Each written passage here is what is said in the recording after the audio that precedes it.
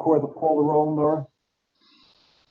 Yes, Bob, you know what? We weren't at a practice session before. I don't know if you want to reread the beginning.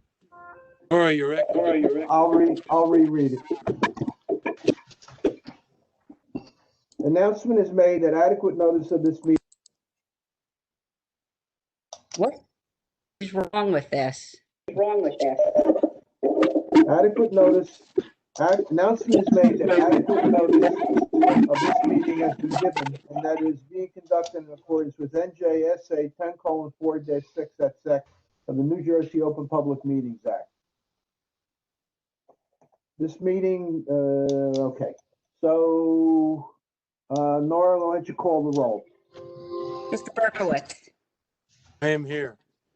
Mr. Joskowitz, Here. Mr. Parikh, I'm here.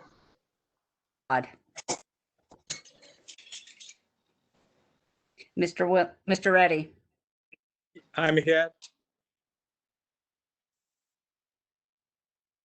Mr. Willens, Present. Mr. Prasad.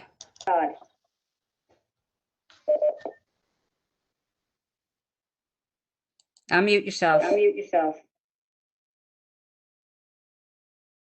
I could see he's here. Chairman Ira came. Present. You know, I am sure that we have Peter here with us. We'll give him a few more minutes. We do have our board planner, Mr. Chadwick, and our board engineer, Mr. Holloway. I do not see Mr. King with us yet.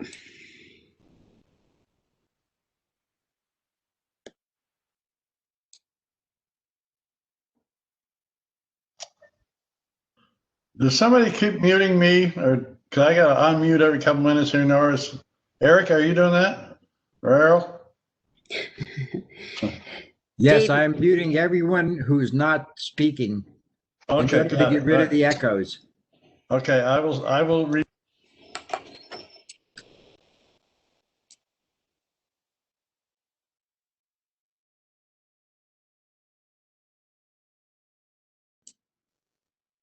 I have Peter King in the attendees, and I cannot make him a panelist. I'm not sure how he logged in.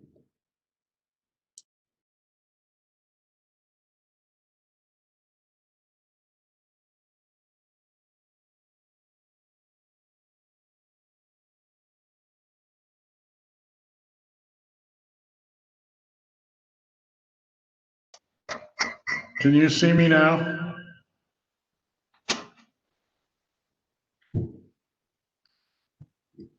We can see and hear you. Isn't it a wonderful thing? We'll see about that.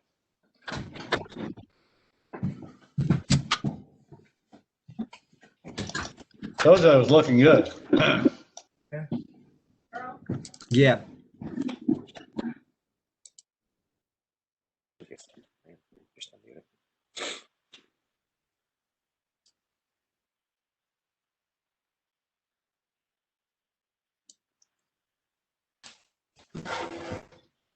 Hey, Pete.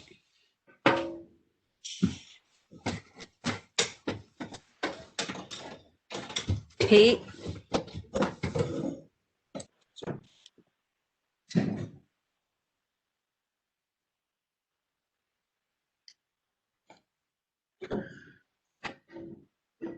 If you want, I can send another invitation to Mr. King, and he can try logging in again.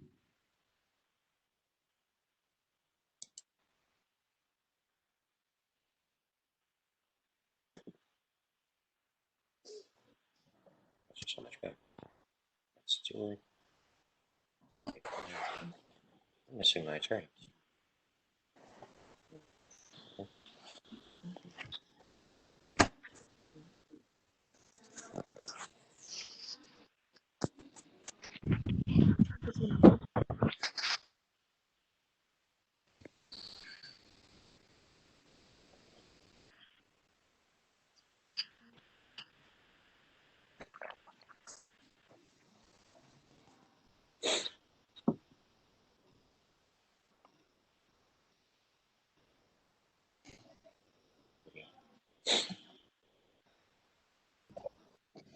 if someone can call Mr. King and ask him to sign out I and then can. use the public link to come back in, and I will elevate him. Use which one to get back in? Let me call him. The public link, the one that's on the website.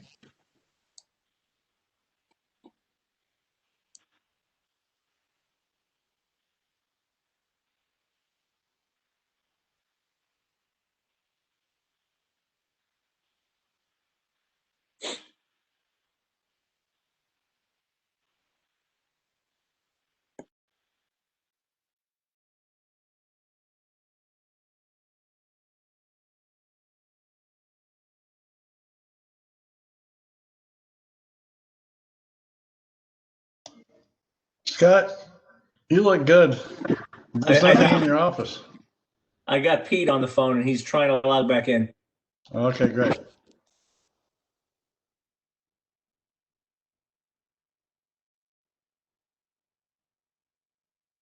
Hey, Davey? Davey, Yes, sir. I have a question for you. I Earl, get, sorry, letting. I'm having a lot of echo, Bob. Earl, it's Scott. It's not letting Pete get in. And he's tried using the public link. Yeah, he tried using the public link. Now he's going to try to use his phone. So he's hanging up on me. Okay. Did he mention, Scott, if he used the link that he received in an email? Yeah, I think he tried them both.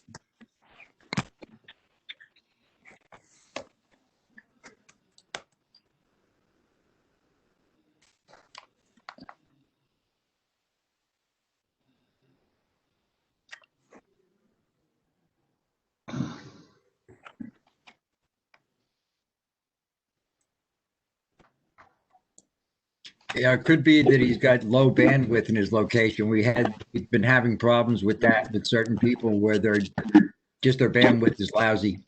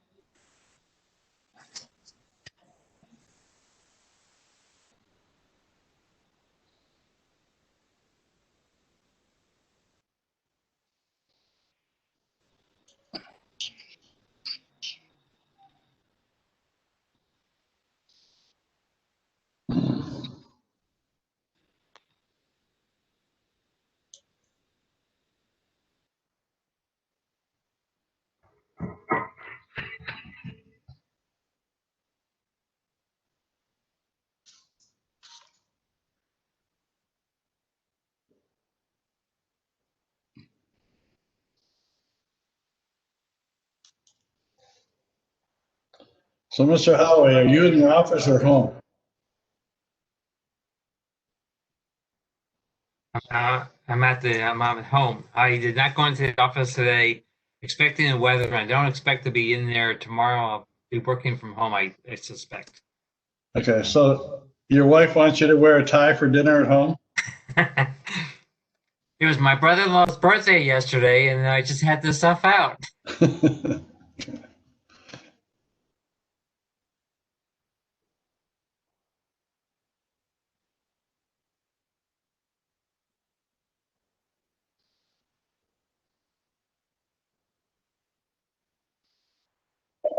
where are we at this point? We're trying to get Mr. King in. If someone has his phone number, they can text it to me, and I'll give you my cell phone number. Whoever wants to copy it. Scott has it. He's saying he can't get in. I want to have someone call him, an IT person call him in the system. You want him to call you, Earl? No, I want him to call. I want one of our other IT people to call him because I can't leave this to help him. Just text me his phone number. My number is 973 I have it. 668 7560.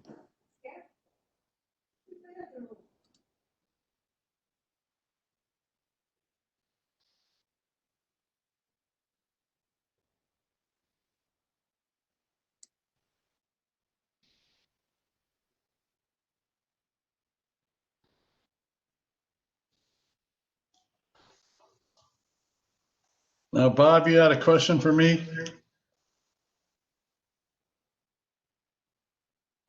It's not important, Dave. It's about some of your friends on Facebook. Oh, Did you ever get hacked? yes. Because you have about 100 young women as friends. Yeah, I know. Don't I wish, right? Yeah. I thought this was the secret life of Davy Willens. Yeah, exactly. Yeah. All right. They were all Trump supporters or something. So, Earl, did you get the number? Yes, I did, and I'm going to have someone help him out.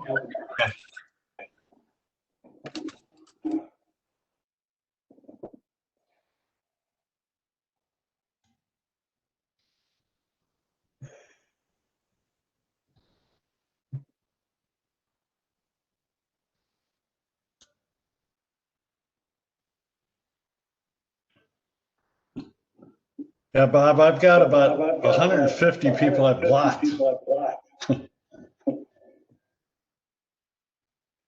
I mean, some of them are quite attractive, Dave. A lot of good that does me.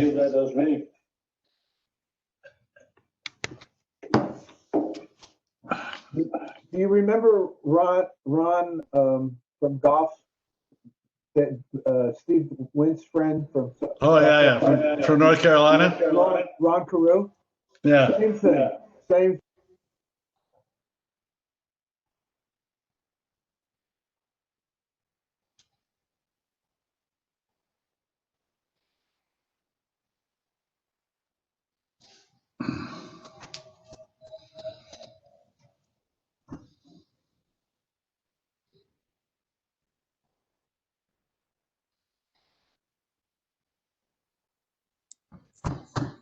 Someone's going to be helping Mr. King momentarily. I think somebody's trying to tell him to get off his Windows 99 computer.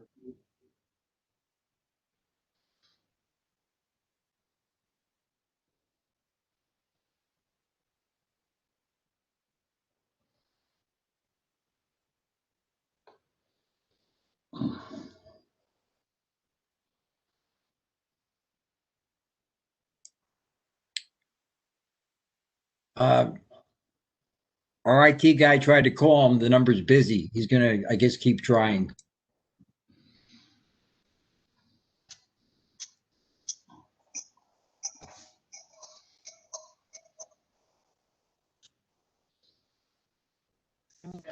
Link is the cell phone number directly.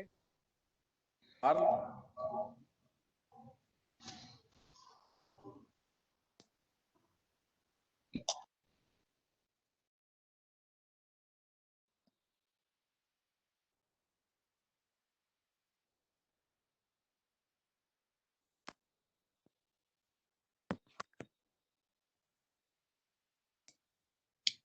I'm going to unmute someone who's in the attendees just to ask a question. So stand by, please.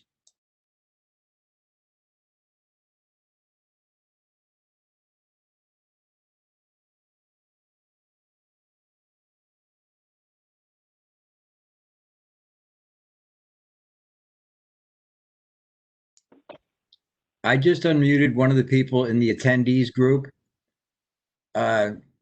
You're in his caller number 5. I have no idea who you are. Who are you, please? Yeah, it could be me. I'm Ron with the sign company. Okay, I was looking to see to make sure you weren't Mr. King.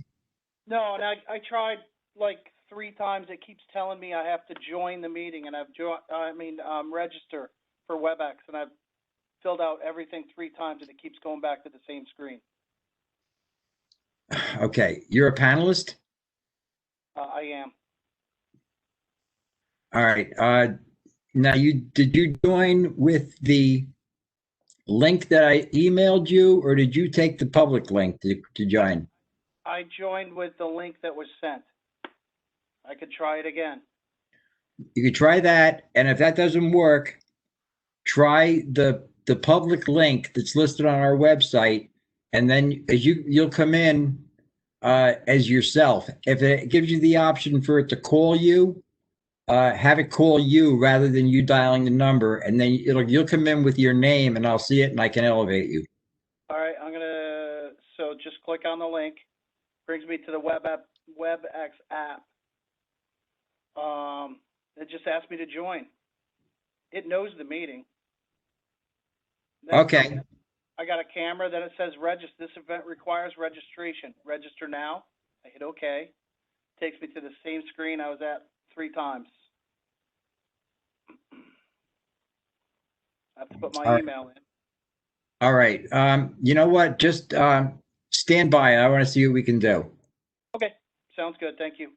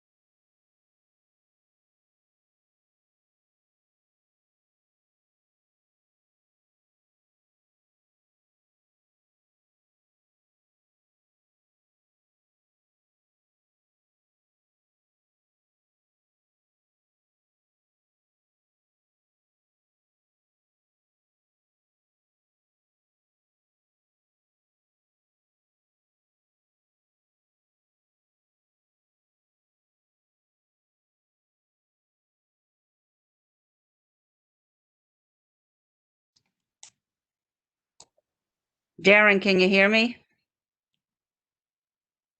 Yes, I can. I don't see Joe here. I don't either.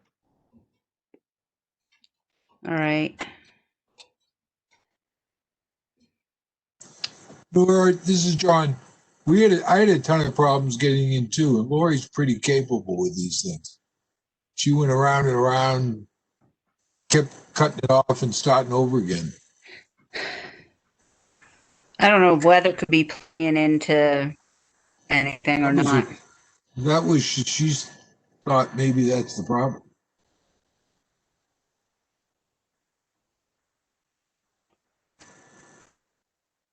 I'm not sure. I have someone on the phone with Mr. King right now, so hopefully we'll have him in anytime now. Nora, the link that Joe O'Neill sent me got me in very easily. Oh, shoot. You know what? That could be the problem. Hold on.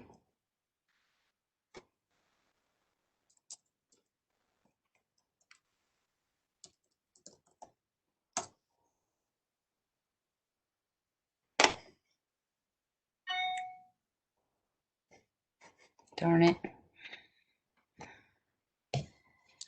Nora, it says Peter King's an attendee now, and Joe O'Neill's in too. Are they both, okay, participants or, Attendees. okay.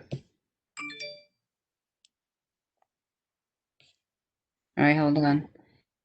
If Joe sent you a link that was specific to him, that might be why he's having a hard time getting in, unless he sent you to the website.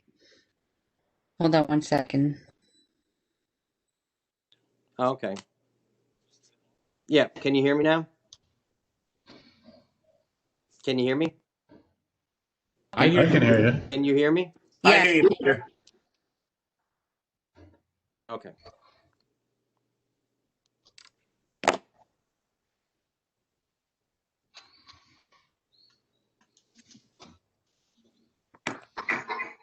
Can everyone hear me now? I can hear you. Yes. I can hear you, Pete.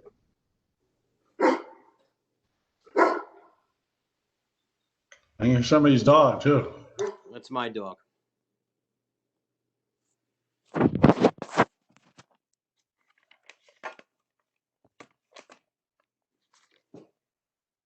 I hear him, but I don't see him. We don't have to see people, we just need to, Doesn't show unless me. they're presenting documents, they're gonna share the screen share. I don't even have a box of his initials.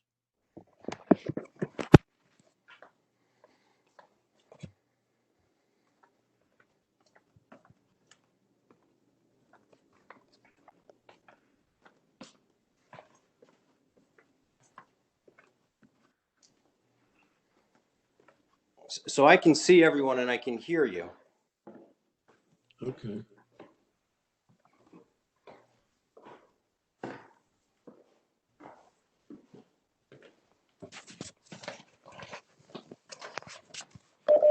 Nora, is that everybody?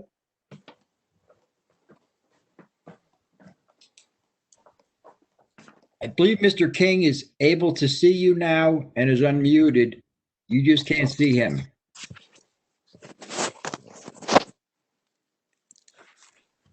Okay.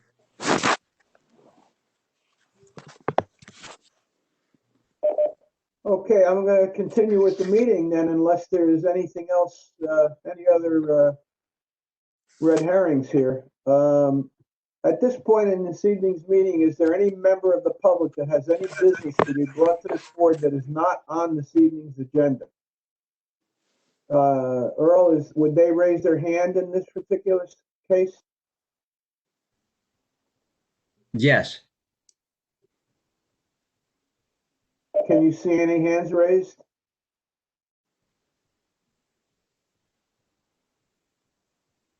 I see none.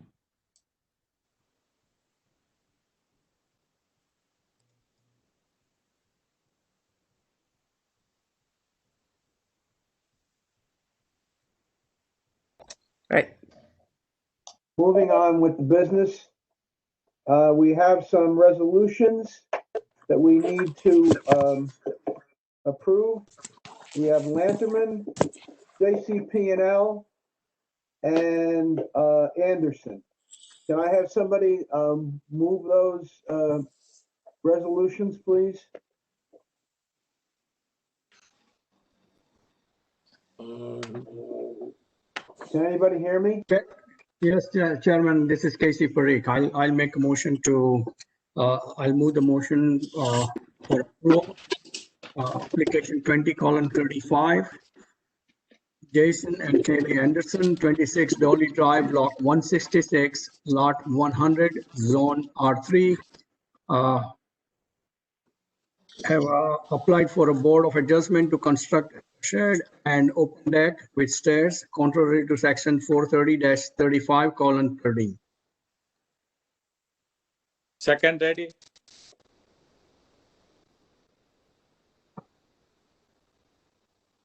Are you moving all three of them? Is that what I heard?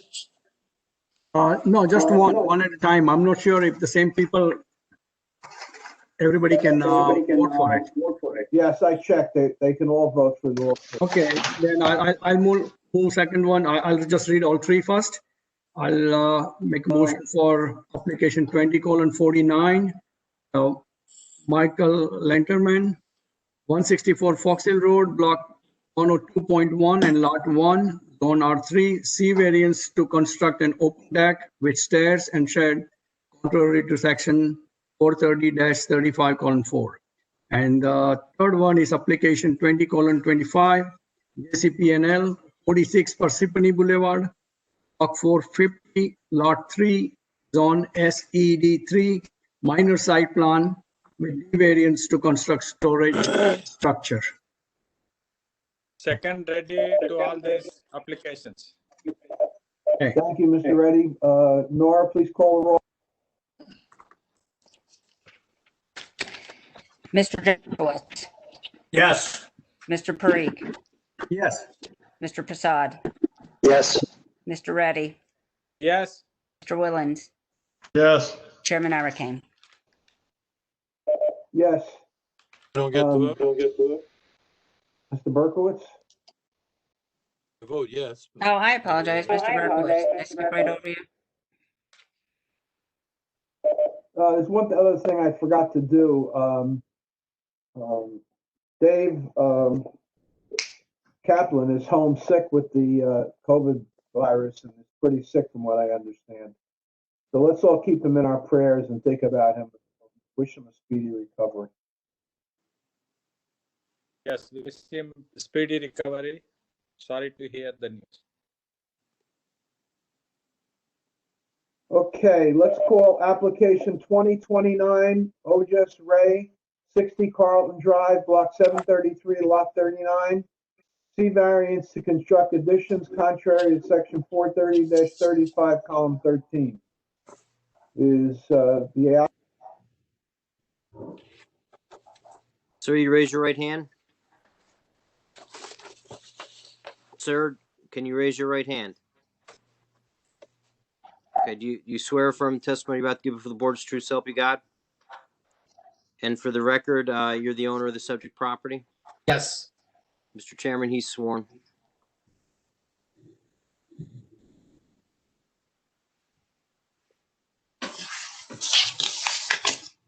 You're on mute. Mr. Ray,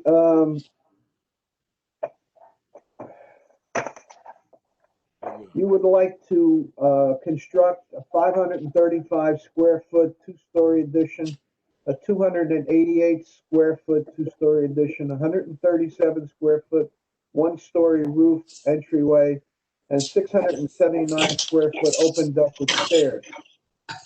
Your impervious coverage is existing 61.2%.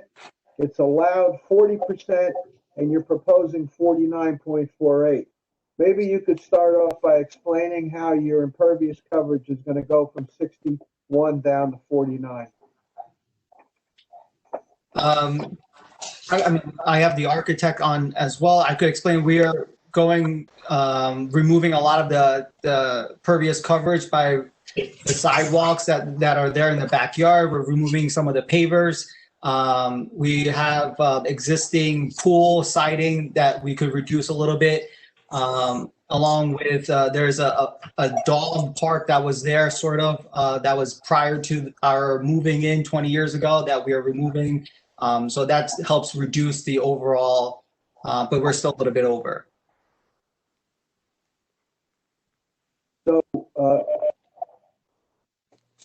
So you have an in-ground pool, is that correct? Correct. Okay, and the deck that you're going to put up, is that going to be a tongue and groove deck, or is it going to be a board back next to board with a space in between? Board with spacing. Okay, if there's a witness here, maybe we should swear him in, Mr. King. Yeah, who's the witness? John Lyons. And are you the architect? I am. Right, sir, do you raise your right hand? You swear affirm testimony you're about to give before the board's true so help you God? I do. And all your licenses are in full force and effect? Yes. And you've been qualified before this board or other boards in the state of New Jersey? I have. Thank you, Mr. Chairman. He's been sworn. Okay, I'm looking at the property map, and you have kind of a uneven lot, but you're not requesting any side yard, rear yard, front yard setbacks of any type, correct? Correct. We're proposing. Correct. What we're proposing is conforming for all setbacks and for building. Okay, and I'm assuming the reason for the significant increase in structure is because for family needs, stuff like that? Yes. Yes. Okay. Any other board members have any questions? No. I have a quick question, Mr. Chairman. This is John Chadwick. The additions, are they going to be additional kitchens in those additions? There's only one kitchen. I'm sorry? There's only one kitchen. For the entire house? Correct. Okay. And to get in and out of these additions, are there going to be doorways that someone could come in and out of these additions without going through the main house? No, the setup is that we're adding a first floor suite for Mr. Ray's parents, and then just on the second floor. On the second floor, it's a 4-bedroom house. And on the first floor, there's one additional bedroom that would be for Mr. Ray's parents. And there are no separate exterior entrances. They all connect to the main house. And that, as you call it, suite is a bedroom, bathroom. Correct. No cooking facilities. Correct. Okay. No, with regard to the Guys, Holloway here.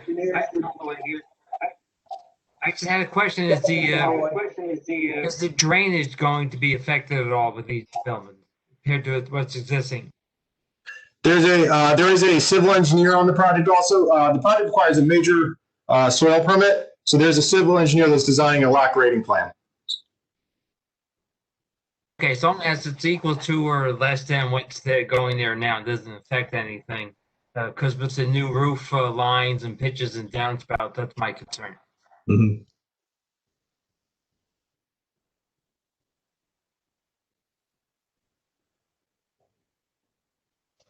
Mr. Chairman, I just have one question too. So the proposed new structure does not go beyond the current footprint of, the footprint of the current structure. Is that correct? No, the new additions are beyond the footprint, the current footprint, but they're within within zoning. What's allowed in the zone.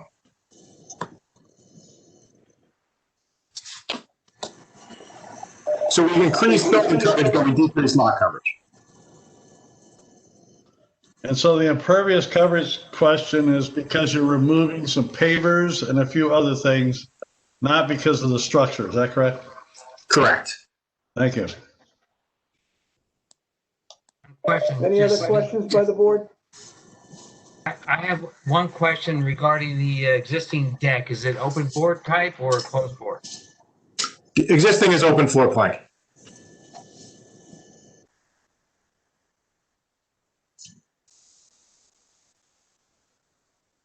Any other questions by the board? No. Any members of the public have any questions of these witnesses on the testimony given this evening? Earl, do you see any hands up? I see none. I have a hand up. You want to have them go ahead and ask a question?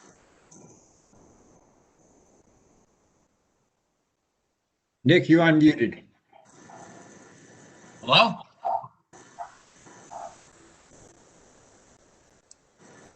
Go ahead, Nick. Go ahead. Hello? Nick, we can hear you.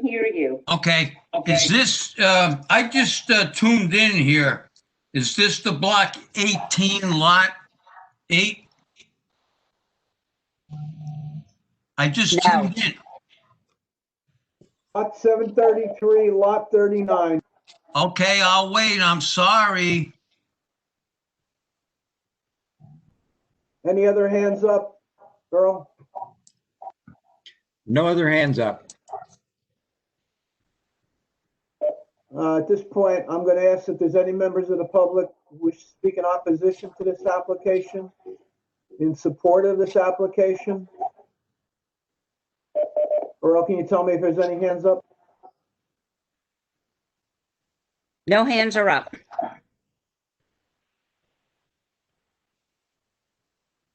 Someone, one of the board members, like to make a statement as to whether why we should approve this application? Yeah, I will. I think it's de minimis in nature. You're looking to take care of elderly parents, and I will be voting for it.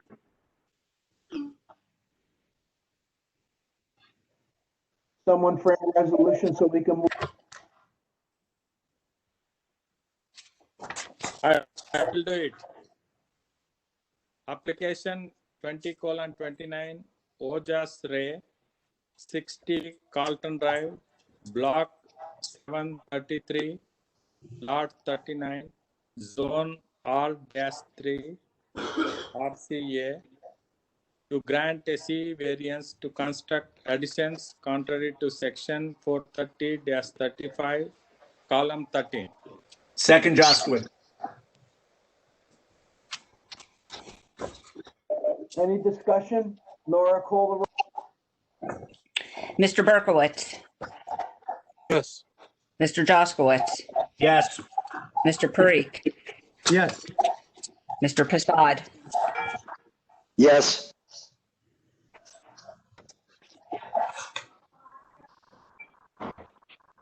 Mr. Willand, Yes.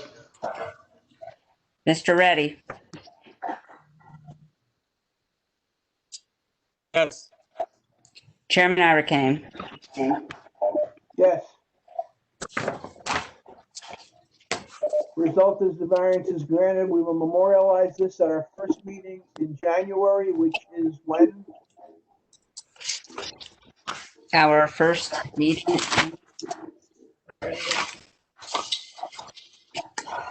January 13th. Okay, thank you very much. Thank you. Thank you, everyone. The call case 2033 F3 Parsippany LLC Crunch Fitness wants a C variance to are the applicants? Yes, this is Vincent Fiola, counsel for F3 Parsippany LLC. The applicants are Tim and Tara DiLorenzo. They are both also on the WebEx. You want to have your clients raise their right hand if they're going to testify? Yes. Do you swear from what you're about to give before the board is the truth to help you God? Yes, I do. Yes. Record, you're the owners of the subject property? Yes. Yes. Mr. Chairman, they're sworn. Thank you. Is there a sign witness also? I thought I saw something before about a sign. We also, yes, we have a representative from the sign company if needed, if you want to swear him in. I believe he's on without video. If he's not going to testify, then we don't need him. Yeah, I don't think so. The applicants are here. You may proceed.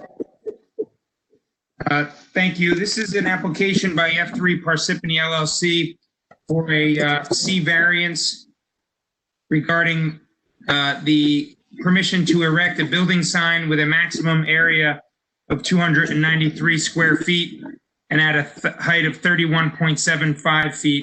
I have Tim and Tara DiLorenzo, the applicants and the owners of Crunch Fitness.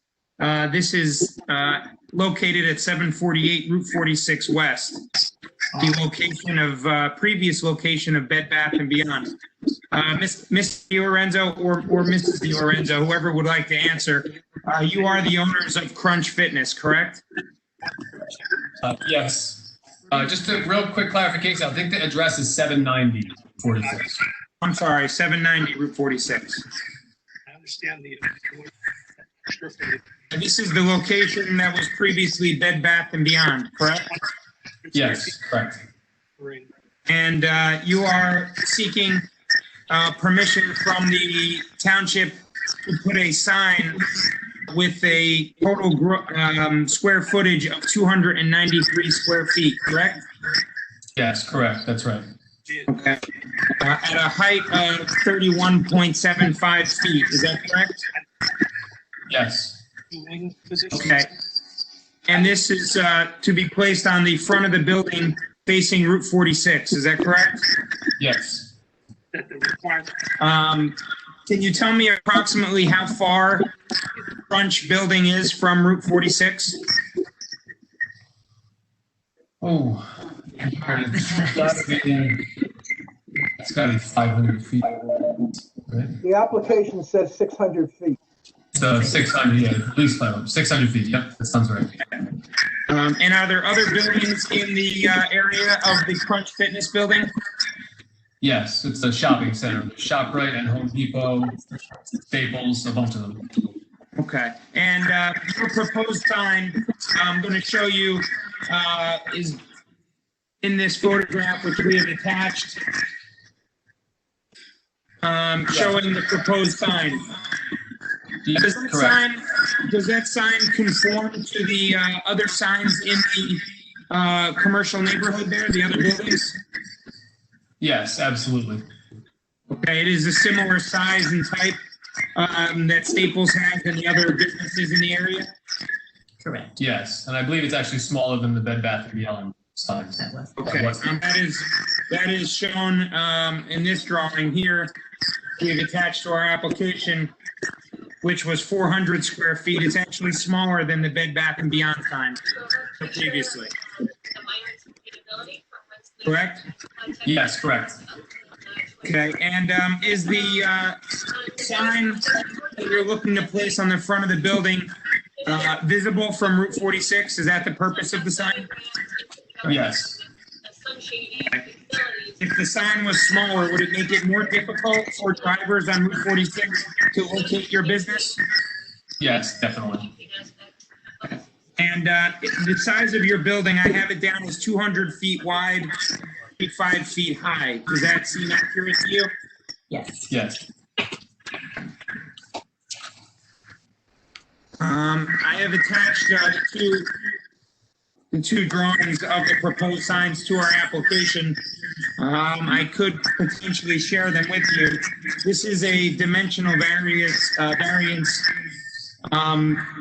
It is, like the owners have testified, a smaller sign that was previously allowed for Bed Bath & Beyond. It does conform to the neighborhood, other businesses in the area, and being 600 feet from Route 46, it is our representation that it is needed to aid motorists on Route 46 traveling at that speed, be able to find the business safely and easily.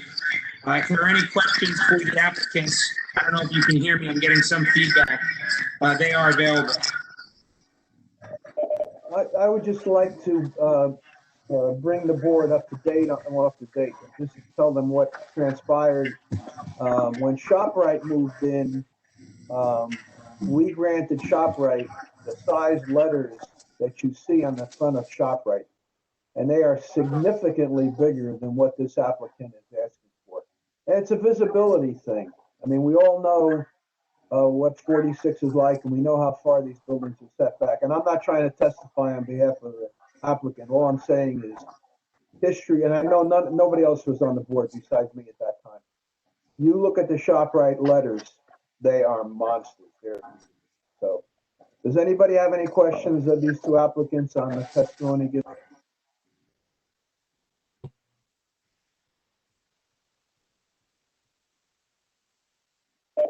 I hear none and see none. Is there any member of the public that has any questions of these witnesses on the testimony given this evening? Earl, can you tell me if anybody raised their hand? There are no hands raised. Okay. I assume there's nothing else you want to add? You're not going to call your other witness, or, right? No, only if there were any specifics. We're fine. Okay. Will someone make a recommendation as to this application, please? Sure. Mr. Chairman, I'm going to approve this application. I think if the menace is probably not the right word, but the fact that the sign that they're putting up is even smaller than the pre-existing sign and conforms to the other signs in the shopping center, I believe it's a good application.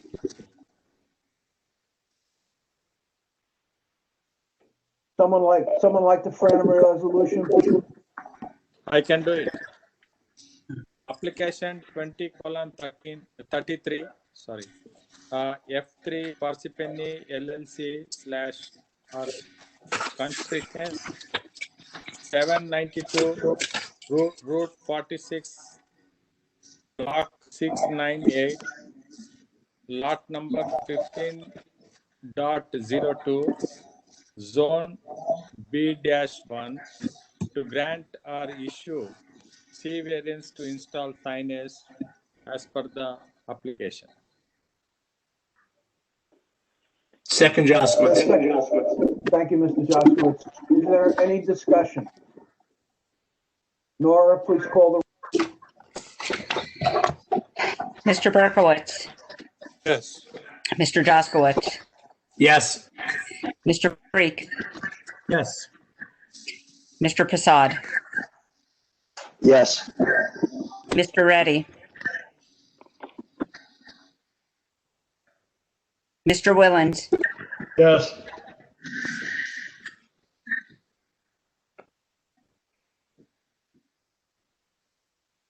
I'll take that as a yes if he made a motion. Chairman Irakane.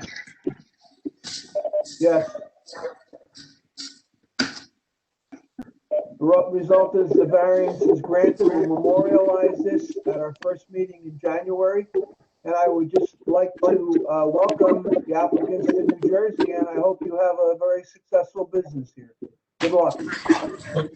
Thank you. And we were actually going to say we hope to see all of you soon at Crunch. It's not us. Come in and see us. I might just do that, Mr. Di Lorenzo. Great. Thank you again. Stay well. Thanks a lot, and Merry Christmas. Merry Christmas.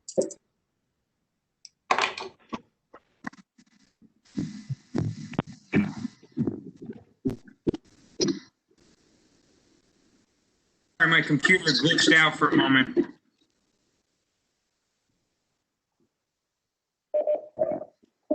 I'm going to call case 1927, Finding Homes next. Can everybody hear me? Oh? Yes, we hear you. Is Mr. O'Neill present? I am, Mr. Chairman. Thank you.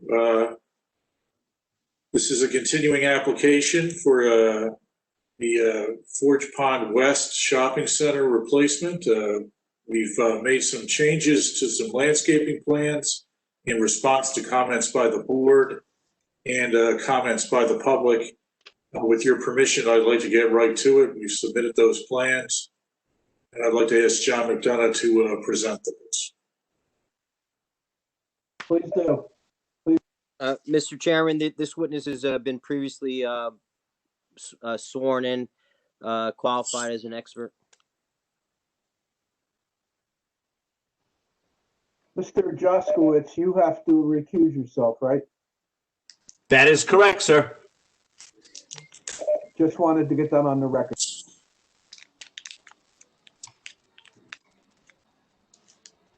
Roughly 900 stores located within 6 states.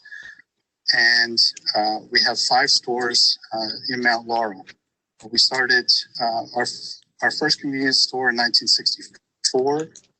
And we opened our first store in Mount Laurel in 1972.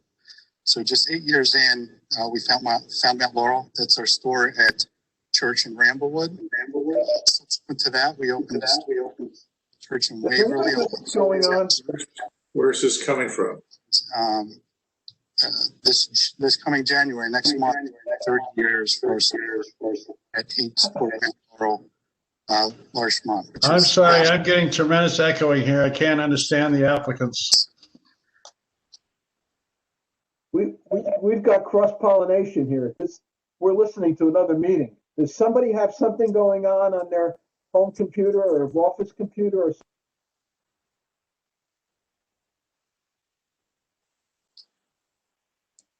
Let's try that again. John McDonough, are you there? That person that just spoke was the problem.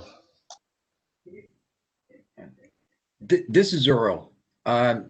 While that person was speaking, everyone else was muted. I don't know where that came from. I see John McDonough's name, but I don't see John McDonough. So it is Mr. O'Neill's. Mr. O'Neill's not running anything else on Mr. O'Neill's computer. His computer's at its limits with just this meeting. That's because you live on the top of a mountain with no reception, right? Well, there you go. I wanted to live in the country, and here I am. Mr. McDonough, can you hear me at all? I can hear you, Joe. How are you? I'm very good. So we've submitted a new landscaping plan. Can we go ahead and describe what that is? Can you put that up for us, please? Sure. Hi, everyone. Again, I recognize that I am still under oath. My license status has not changed since the last time I was here. Again, just to remind the board that we are here for a use variance for a multifamily in your OT office transitional district zone.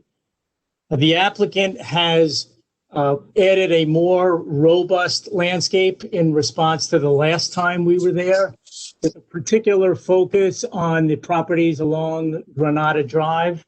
And just to remind the board, some of the dimensional aspects of that particular landscape feature that's at the back of the property. We're looking at a wooded buffer of mature trees that is approximately, let's see if I can get you that exact dimension.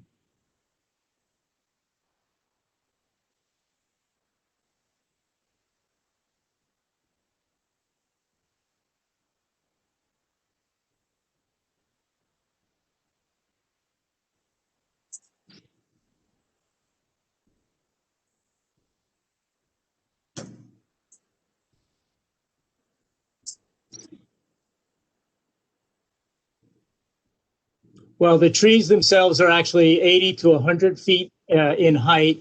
We're proposing a landscape that will augment the existing woodland with 100 evergreen trees, conifer trees that will grow up to be 40 to 60 feet tall. We've got 50 flowering trees, again, that will be supplemented within the buffer. What we've done since the last time we were here was expand the planting size of the plants to the highest end of the spectrum that are readily available at local nurseries. We are now looking at plants that are upwards of 10 to 12 feet, whereas previously we were in the 6 to 7 foot range. So these will be substantial plantings at the time of planting, again, serving the homes on Granada Drive as the beneficiaries of the landscape buffering system.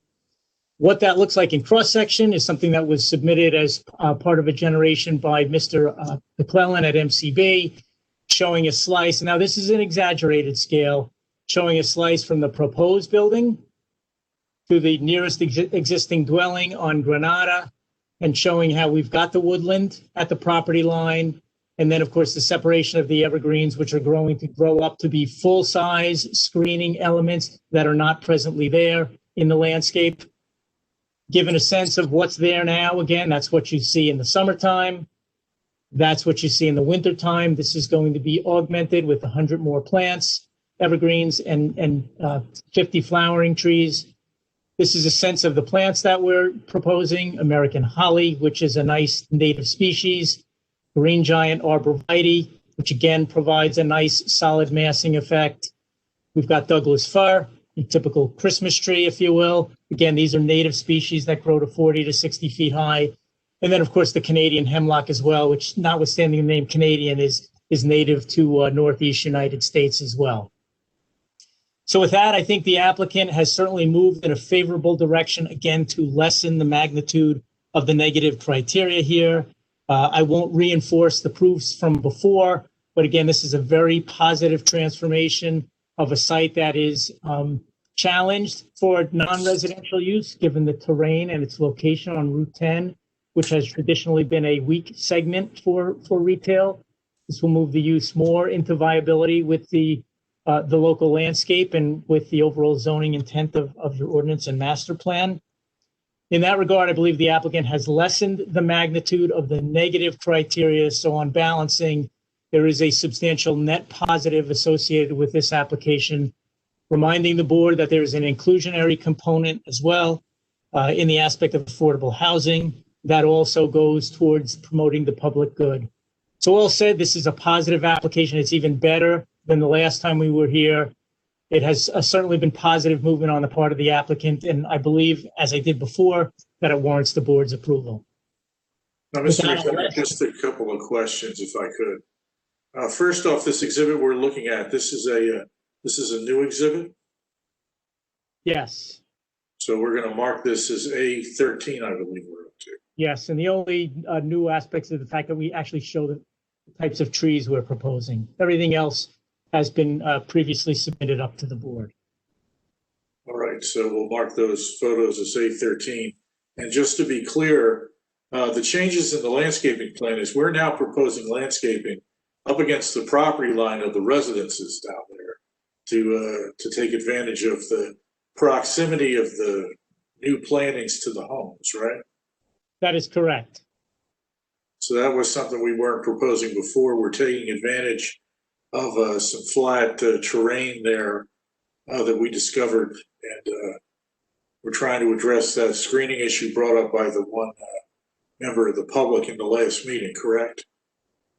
That is correct. Yes, we're trying to maintain positive sensitivity to the neighbors, and I think our applicant has certainly done that with the changes here. That's a substantial investment in landscaping at the back of the property. I have no further questions for this witness. Any questions from the board or the board's professionals? Yeah. This is Casey Parikh. Mr. McDonough, how long does it take for this trees to grow to, like you mentioned, it can go up to 40 to 60 feet. How long does it take to do that? These plants will typically grow approximately a foot to 2 feet per year. So again, to get to another 20 feet on top or start to achieve that full size, we're probably looking in that, I'll say that 10 to 20 year range. Okay, thank you. Any other questions by the board?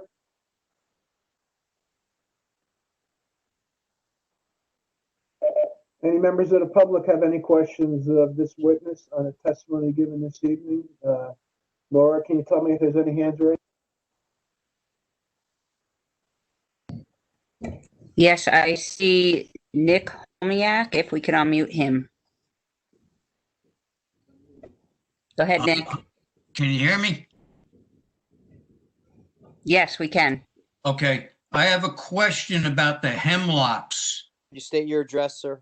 Nicholas Homiak, 26 Oneida Avenue, Lake Hiawatha. I have a question about the hemlock trees. Is there some guarantee that they're not contaminated with the woolly adelgid, which is killing the hemlocks now throughout the Northeast Canada and the middle states?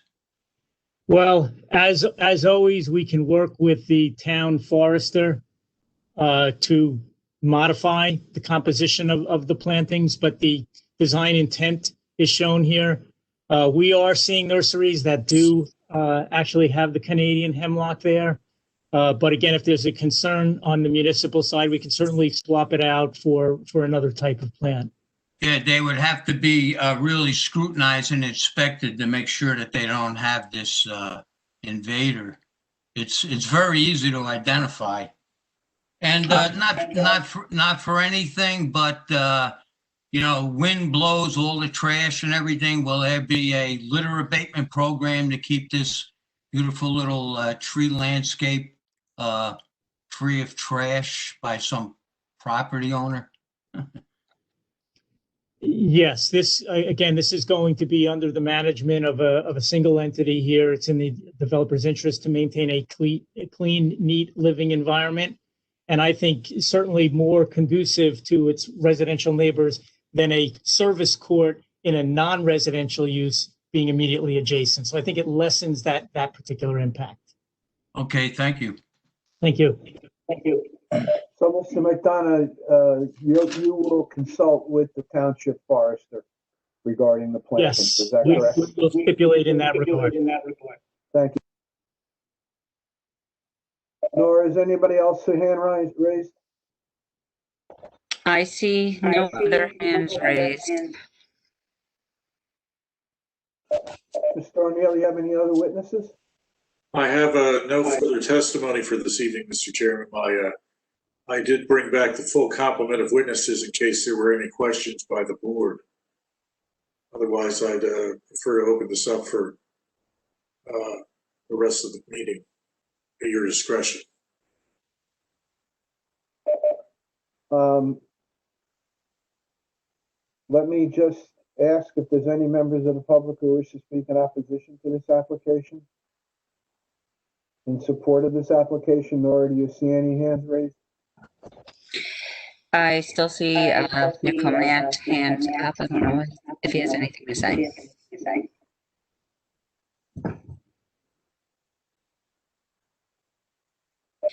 Is he responding? He has not responded. I just want to mention, although I don't see a hand raised, there is a resident who has been at the other meetings and voiced themselves and did want to speak. I don't know if they don't know how to raise their hand. We can just go ahead and have them unmuted if you choose. Yes, let's.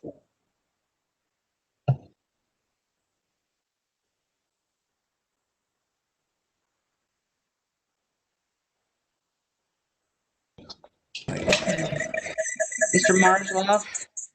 Yes, I'm here. Would you lower your volume, please? I don't know how. Let's see. Marslov, please lower your volume. I'm trying. I don't know how. Try the other one. Nor do they want to give any testimony against this or have any questions? They have come But to do the they want to do it meetings now? Do and they wanna voice do it now? concerns. Do they have concerns now, or are they just Yes. here?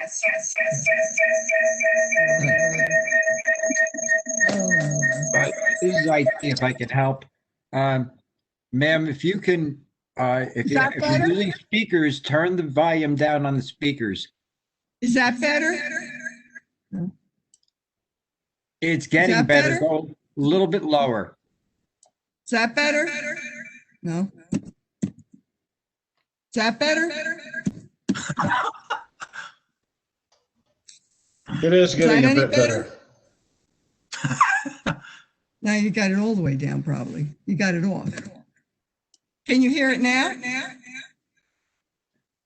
Go as low as it goes, and you'll probably be okay. I think that's just low. Otherwise, it's off. It's better than it was, so.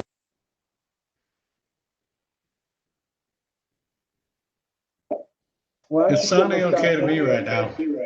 Yeah, Is there why a don't you give it phone shot? number we can call?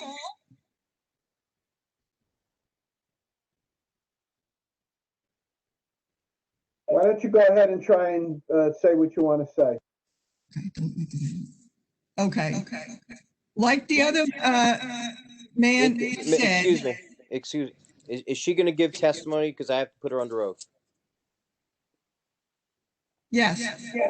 All right, ma'am. Could you raise your right hand? You swear a firm testimony you're about to give before the board's true self you God? I do. For the record, state your name and your address. Barbara Marsloff, 19 Granada Drive. Thank you, ma'am. You're sworn.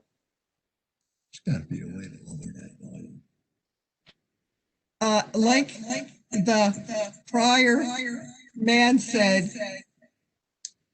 the trees will be no higher right now than the wall that's there, about 10 to 12 feet high, or it is. I'm trying to compromise and say, can they at least make the fencing maybe 12 foot high by our houses instead of 6 foot?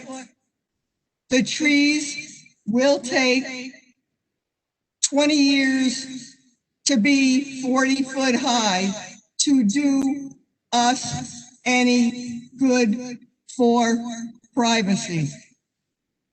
Do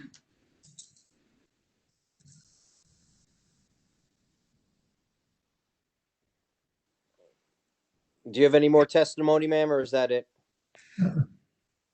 That's it. Is there any questions of this witness by the board? Mr. O'Neill, do you have any questions of this witness? No, I can't hear you. No, Mr. Chairman, no questions. Nora, is there anybody else with their hand raised? Nick Homiak just put his hand up. Can you hear me? Sir, raise your right hand. You swear firm testimony about to give before the board's true help you God? Yes, I do. And for the record, your name is Nick Homiak, 26 Odita Drive, Lake Hiawatha, correct? Yes, sir. Thank you. Thank you.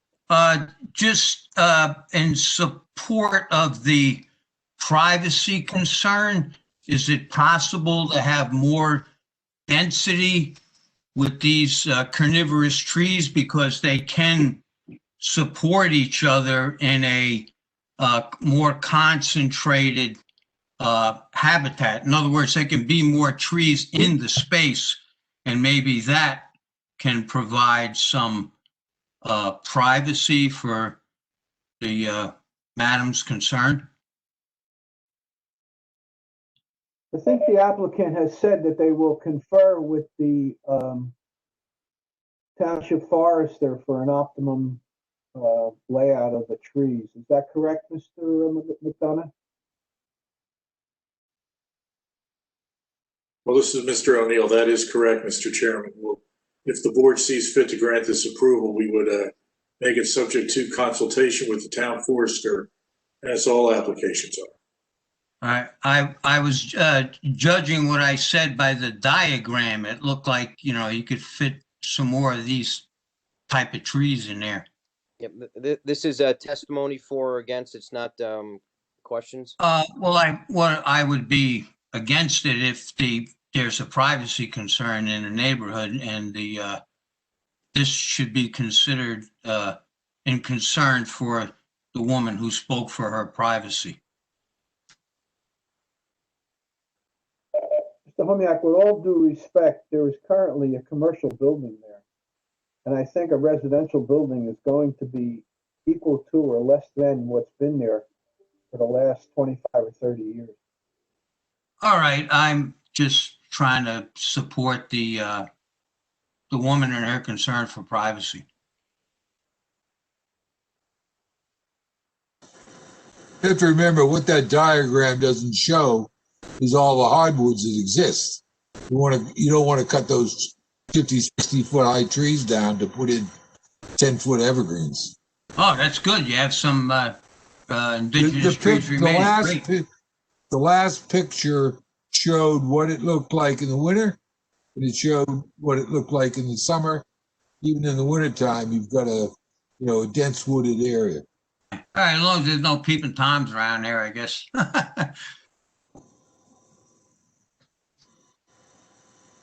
Or any other hands raised?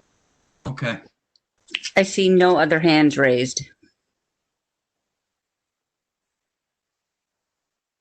Mr. O'Neill, do you want a sum, or are you just going to go based on the testimony given this evening? Well, I would just like to remind the board, since it's been a while, that what we've done here is we've tried to accommodate the members of the public who have complained about screening by putting that landscaping up against their property line there, where we've done that in, we think, a thoughtful manner to allow for those trees to grow and to thrive along with the rest of the woodlands that are already there and not being disturbed. All we are disturbing is the area right now that's occupied by the shopping center. We think this residential use up against residential uses is a better and more appropriate use than the shopping center. And it would certainly bring this property back on the books as a more viable property for the town's ratables. So for those reasons, we hope the board sees fit to approve the application. Do we need to go into conference on this one, or to go to a recommendation and a resolution? I can do the recommendation. Is everyone in agreement with that? Yes. Yes. Give me a thumbs up. Yes.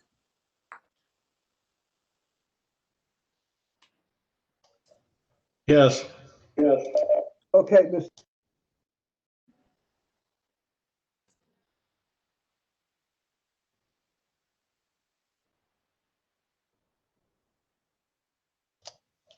I've lost everything.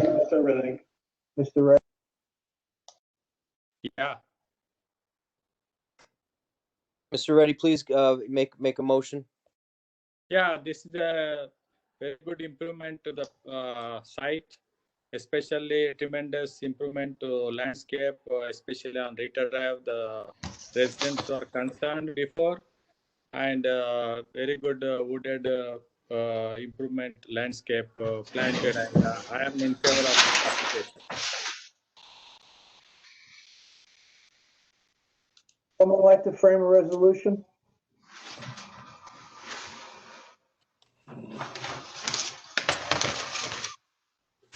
I guess I will, Mr. Chairman. Application 19:27, Pondview Homes, 2900 Route 10, located in Block 18, Lot 8, in the OT zone. There's a request for a C and D variance in order to construct an apartment building. I move that we grant the C and D variance is subject to the reports submitted by the township entities and subject to the applicant conferring with the township forester as to the trees. Second, ready? Any discussion? Or call the roll? Mr. Berkowitz, Yes. Mr. Parikh, Yes. Mr. Dodd, Yes. Mr. Reddy, Yeah. Mr. Willens, Yes. Chairman Ivercane. I'm voting yes. I'm still not convinced about the jug handle, but I am voting yes.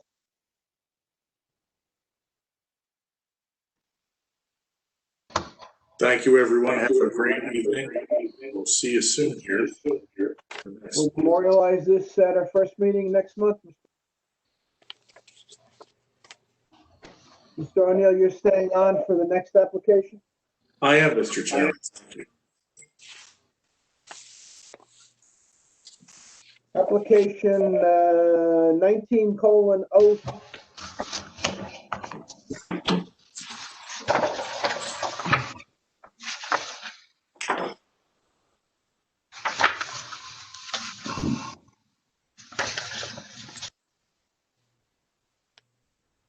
Good evening, Mr. Chairman, members of the board, Joseph O'Neill here on behalf of the applicant, Zoom Auto. This is a application to expand the use on the property. They're currently approved only 20-some vehicles to be allowed on the property, which makes the property look barren, frankly, for an auto dealership. And my client is going to explain why it is necessary to have a higher density of vehicles on the property. And I'd like to go ahead and have him sworn. Mr. Brenson, can you join the? I'm here. Raise your right hand. Go ahead, Sir. Go ahead. Sir, raise your right hand. I have. Do you swear affirm testimony about to give before the board's true self you God? I do. And for the record, can you state and spell your name? Paul Berenson. Paulberenson. And you're the owner of the subject site? I'm the owner of the business. Okay, and do you have a approval from the owner of the property to make this application? Yes, we do.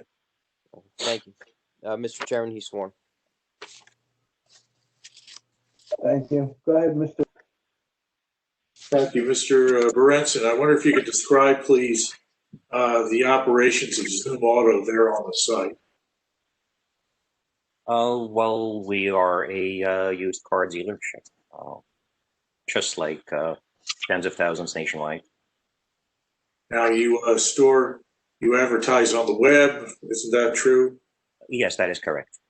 And people come by the lot looking for cars, isn't that true? Correct. And you want to maintain a volume of cars there on the site to have some selection both for people shopping on the web and people coming by, isn't that true? That's accurate. Why do you need more cars? Well, it's sort of the economies of scale. The more inventory any business offers, the higher is their likelihood of getting consumers, shoppers. So you want to have a selection that people are browsing both online and in person. How much is still done in person, if I could ask? Quite a bit, except for due to the pandemic, we had to align ourselves with the new regulations. So we're trying to make sure that anyone who comes into the store is a qualified buyer, so to speak.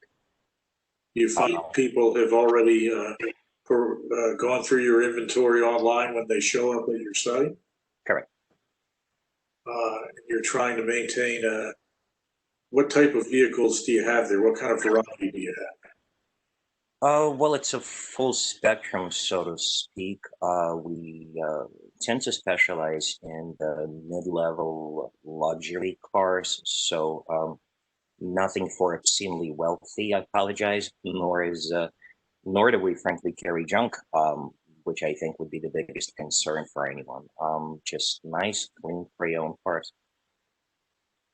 Now, you're not selling any large trucks or anything like that there on site? No, we do not. We do not sell trucks. We do have cargo vans. That's really as big of a vehicle as we would carry. Now, is it your assertion that the more cars on site, the more viable your business is to the general public? That would be accurate. And what you're trying to do is the busy person is the one that gets the work, right? Correct. So how do you move the cars around? How many are you, let me ask you, how many are you proposing now for the site? Well, I believe according to the map, we're trying to get up to 75 spots.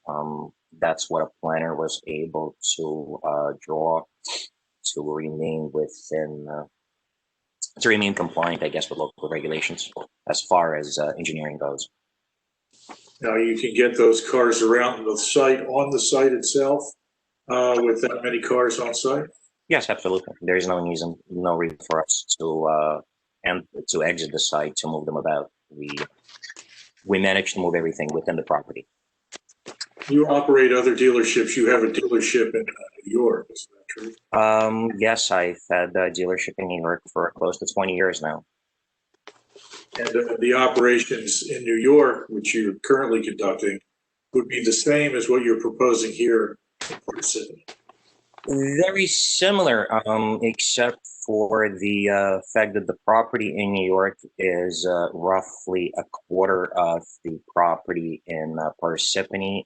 It's roughly 5,000 square feet, and In compliance with local New York regulations, we still managed to keep an inventory of roughly 30 to 32 units, which is otherwise we run out of space. On a While quarter of the maintaining a size. proper appearance. And that's a quarter of the size there. Correct.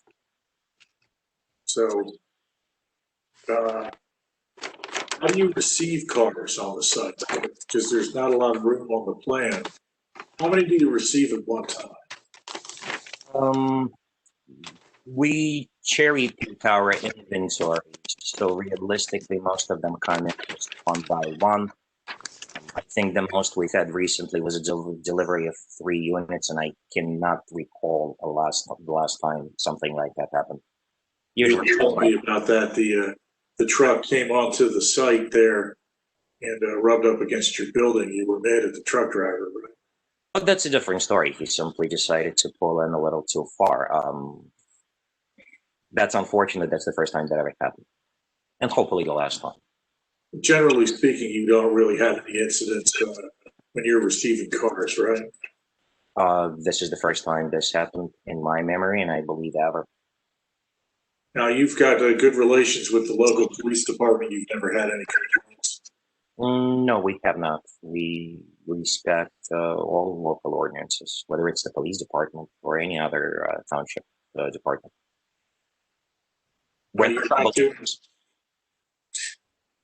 You're not doing any repairs on site, right? There's no service being done? No, absolutely not. Everything is being outsourced to other local businesses. I have no further questions for this witness.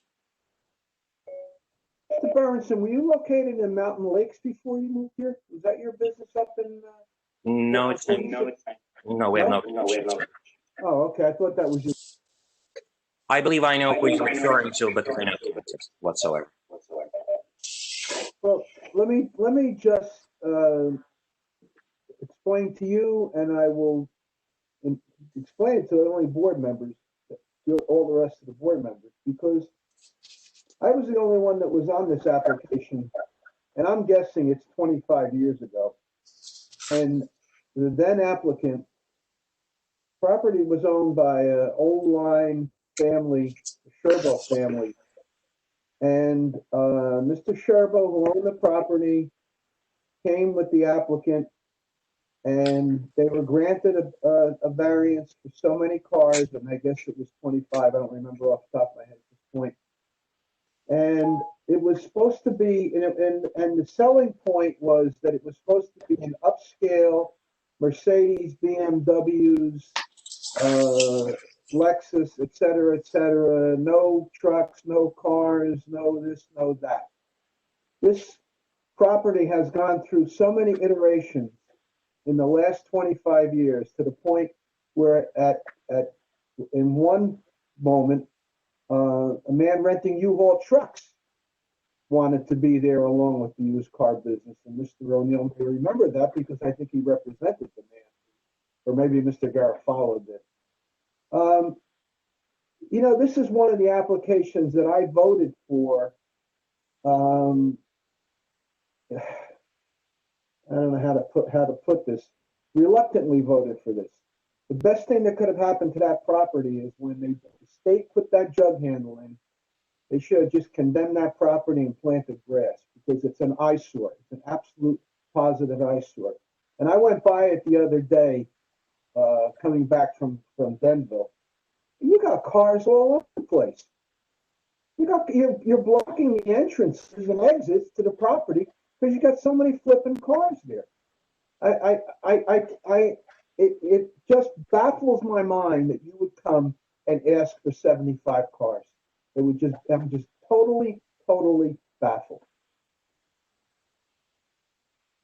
May I comment on that? You might. Yes, please. Okay. So first of all, Mr. Chairman, I commend your memory, and now I understand the history of the spot. I was not involved with the property or with the dealership 25 years ago. Mr. Serbo is still the owner of the property. He is our landlord, in fact. I can't comment He must be 100 years old. Who intended to run U-Hauls on the property. I can only state under oath that it is in no way our intent to run any such business there. As far as cars being in disarray on the property, I'm sorry, let me take a step back. When you say that Mr. Cerber originally promised to run a Mercedes BMW kind of a dealership, in the current environment, any franchise store commenced such a much larger scale, and it would be absolutely impossible for them to function on a property that only allows 20 to 25 cars.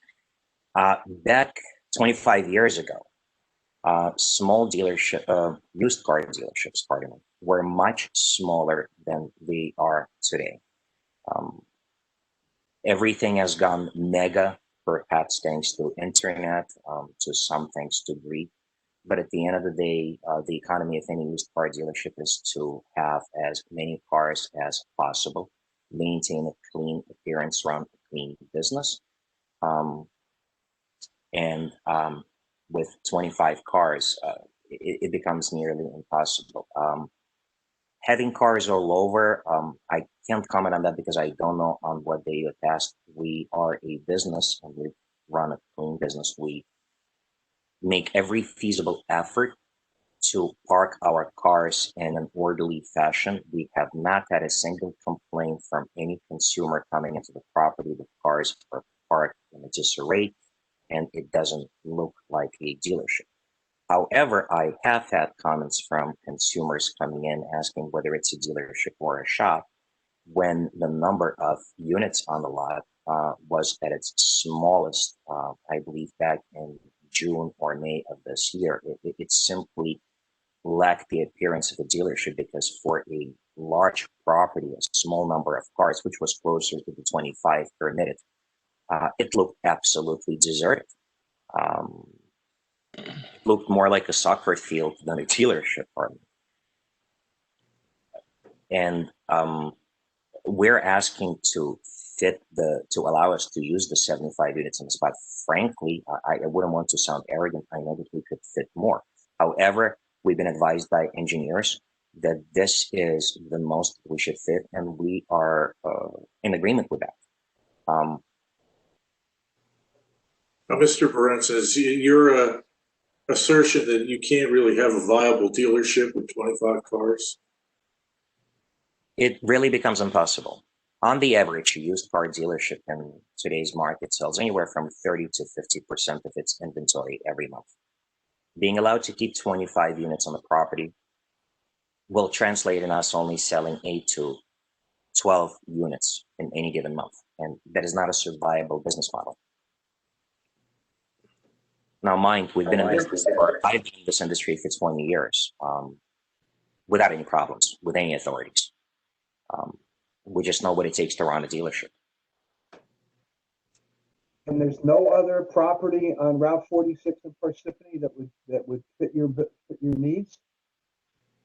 Let me ask you. Go ahead. No, go ahead. You started speaking, sir. Answer this question. Mr. Chairman, you're breaking up a little bit. You're going on and off mute. Okay. Go ahead and answer that question. I have another question I'd like to ask subsequently. In regards to any other property on Route 46 being liable for a dealership, no, we have not been able to locate one. I'm not going to tell you that we do not continue looking for a larger property as the means of expansion or adding a location, but there has been nothing since. And us looking for an additional property is not because we would like to leave Parsippany. Happen to have fallen in love with the place.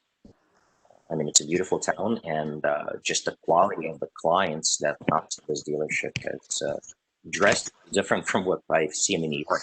It's enjoyable.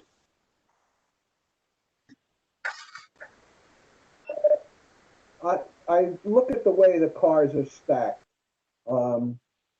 If there was ever a fire in a middle car, Could the firemen get the cars that are back successfully and put out the fire before we had a massive fire on our hands? Joseph, would you like to answer that question, or should I? Well, I think we can save it for Mr. Stewart, but I will point out, and I think Mr. Stewart will confirm, that the cars, because of the size of the lot, are really not that deep on the lot. Of course, the fire department will never pull up directly in front of a barn-burning car. They'll always keep their distance, but you can access, and we'll get into this with Mr. Stewart's plan when he puts it up. We believe you can safely access, if there's an emergency, any of these vehicles if there's a problem. I have a couple of questions on materials provided. There are 2 photos. I assume that's of the current facility. Is that correct? I see in the background the Fairfield Inn and Suites behind this property. You're looking at the current facility, yes. Okay. And on that, in this picture I'm looking at, I count 37 cars. Yes, he had too many cars on the site.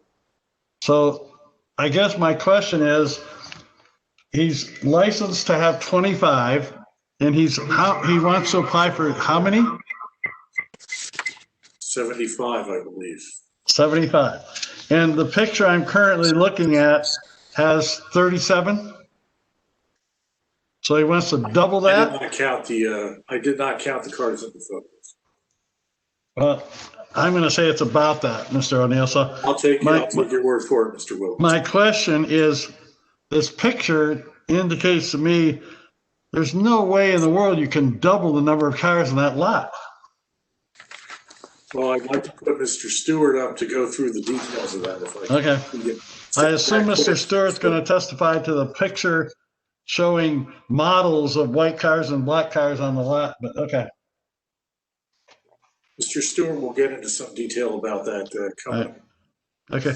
And the other question I have right now is it's a busy intersection there, and we want to support the local business. How long have you been in business there, sir? Well, the dealership has been at this location since 2011, if I'm not mistaken. I have only been linked to this business for the last 3 years, almost. Okay. And so you haven't been able to sustain a business there? Is that what you're proposing? No, we have been able to sustain the business, but it would be unsustainable with only 25 units on the lot. But it's been sustainable to this time? It truly would not be. Okay. It would lead to layoffs and further down the line. And the other question I have, maybe for you, sir, directly is, where do customers park if we're going to double the number of cars on the lot? Where are they going to park their cars to come in to shop? Mr. Stewart will. Oh, okay. Thank you, Mr. O'Neill. Look in front of the building, you'll see the parking spaces. Okay. Thank you, Mr. O'Neill. So I have a question. Have you had any complaints, or have the police been over? Because if the count is right and 37, I don't think you see the whole.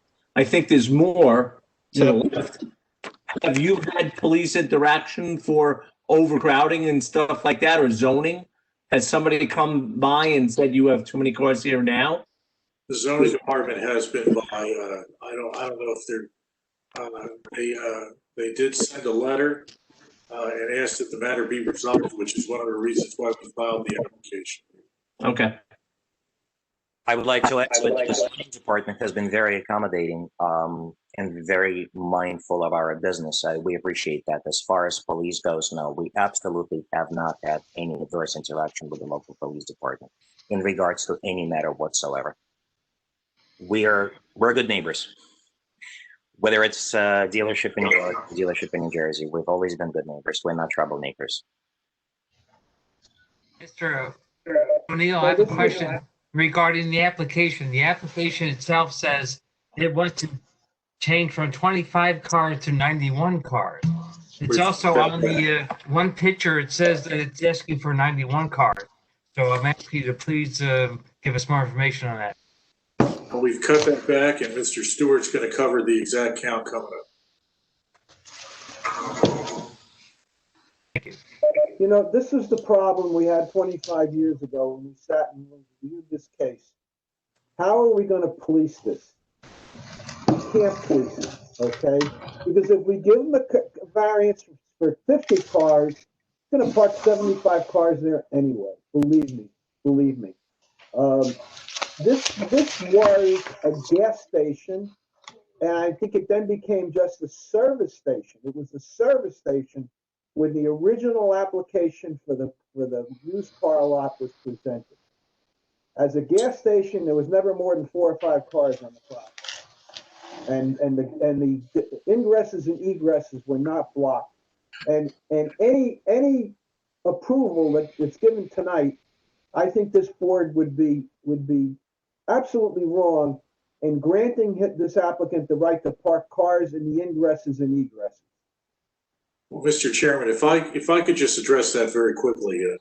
My applicant here, my client, is trying to do the right thing by coming to this board and showing this board the layout that Mr. Stewart's going to address here shortly about how the cars are going to get parked.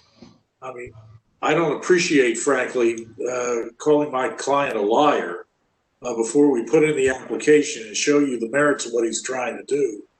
Well, Mr. O'Neill, I think the chairman just said that he did not think that vehicles should be parked in the entrance and the exit way of this site. He didn't call your client a liar. I didn't. He indicated that whatever the approval, my client's going to overcrowd the site, and my client's trying to do the right thing. And what we'd like to do now, that he's bringing up very valid points, which we can get to. Mr. O'Neill, I think your client already testified that he is exceeding the 25 car limit, so he already is doing that now. Mr. O'Neill, the picture says, I don't know if you can see this or not, the picture shows 15 cars in the entrance on 46. Yes, I believe the plans, we're going to go over that in the plans, Mr. Chair. That's also on the plans, and Mr. Stewart's going to address that. Let's get on to Mr. Stewart then. Could I raise a question before Mr. Stewart speaks? And really it goes, King, at this juncture, the applicant appears to be making an economic argument because he needs more cars to be successful at this site. So we're making a viability argument, Mr. Chairman. I'm sorry? We're making a viability an argument about. I'm raising it, Mr. O'Neill. I'm asking a question to Mr. King. And the question is whether or not at this juncture have we had an economic hardship argument or anything else? Is there going to be some planning testimony? There is. I'll hold this thing.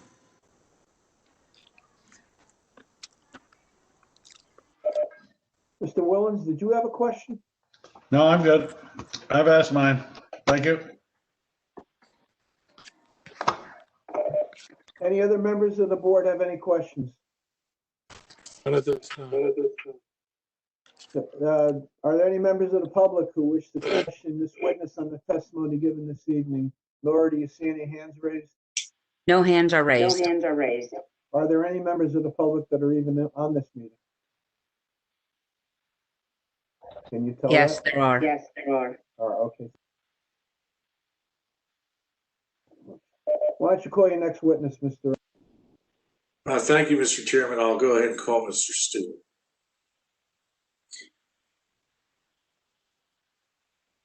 Sir, if you could raise your right hand, you swear a firm testimony you're about to give before the board's true self you got? Yes, I do. And for the record, can you state and spell your name? My name is Fred Stewart, S-T-E-W-A-R-T. I'm a professional land surveyor and engineer. Okay, and you'll be providing engineering testimony? Yes, I will. And all your licenses are in full force and effect? Yes, they are. And you've been qualified either before this board or other boards in the state of New Jersey? Yes, I have numerous times. Mr. Chairman, the witness has been qualified as an expert.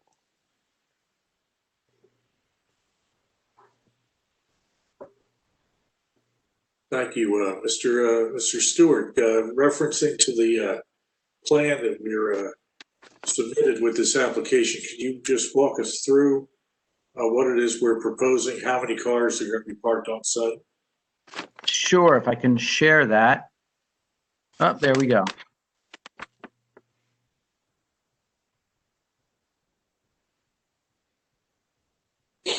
There we go.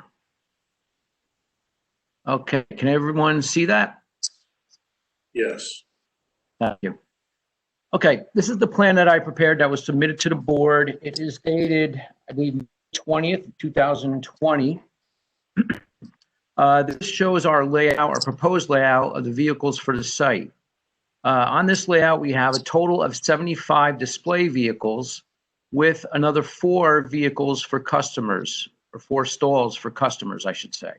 Those stalls are located in front of the building, right in this section here, and they are lettered A, B, C, and D. Those are your typical size stalls of 9 by 18. They do allow for overhang across the front of the building in this area here. So that's basically an acceptable stall size, which would equate to 9 by 20 overall with the 2-foot overhang over the curb line. So those stalls are standard size and do allow for, you know, proper parking for customers.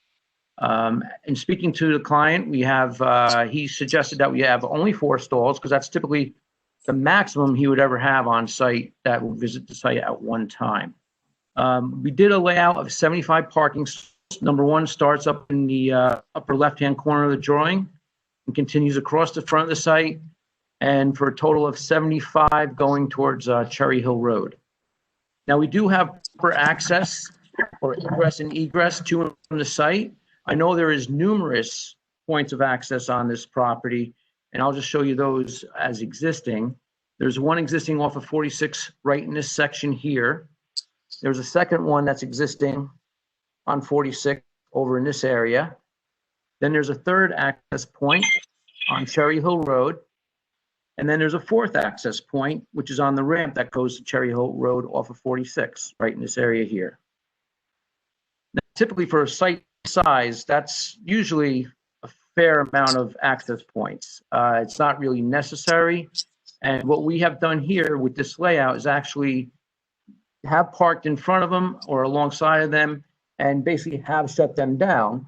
And we do allow for 2 access points to and from the property, only one off of Route 46, which is this one here, and one off of Cherry Hill Road, right in this area here. Those 2 will remain, and they do have the proper aisle widths, if not greater than the proper aisle width. The one off of 46, that curb cut's at 36 feet wide, which then the aisle width goes down to a 26-foot wide width in this section here. And then this way, the people who are entering site can access off of 46, go and park in front of the building in these areas here. Same thing off of Cherry Hill Road. As you come up Cherry Hill Road, you make a left onto the site. Again, it directs you to park right in front of the building on these 4 stalls here. I have a question. How many employees are at the site at any one time, and where would they be parking? 3 employees, no more than 3, and we usually occupy one of the car stalls. We do not park in front of the office most of the time. Occasionally, there's a car left in front of the office as a guide for customers who are coming in because they do tend when there's too much space to park anywhere. We would like them to park in front of the store, and that's the easiest way to understand.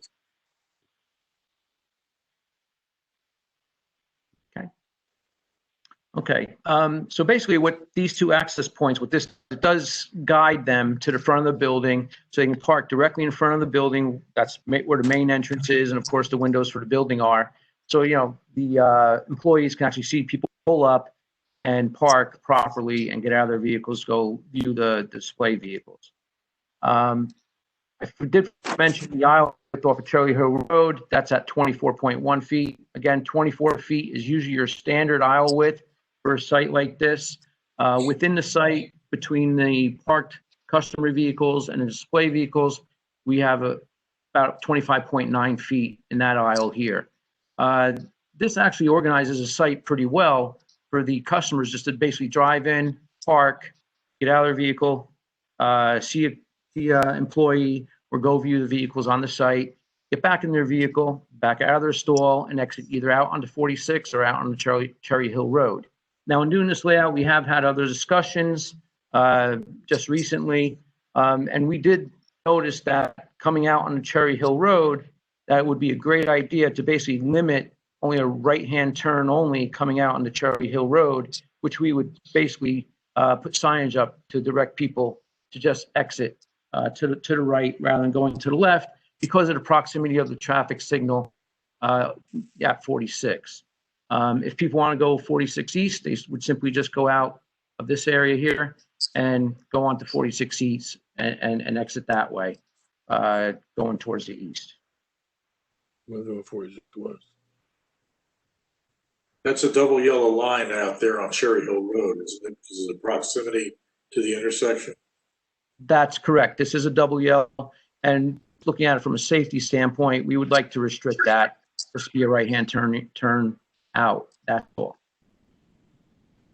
So how do the cars get around on the site? Is there enough room for someone to pull a car out of the middle to take a test drive? Well, yes. If there's going to be some jockeying of the cars, of course, which is always the case in a used car lot. Typically, you have stacked vehicles. You have to move one or two to get out a third vehicle, and that is capability to do that is here. Keeping in mind that the employees will be fairly busy to relocate a car. Say if it's in parking stall 11 right in this area here, they would actually have to move out 20, 21, and maybe 28 to get that vehicle out in order for a person to take it for a test ride. Now, in conversations with the applicant, he did state that there is a lot of internet activity. So, of course, a person would make an appointment to view a car. So that's one option, is to have that car out and ready for a person if they're willing to view, like the vehicle that was in space number 11.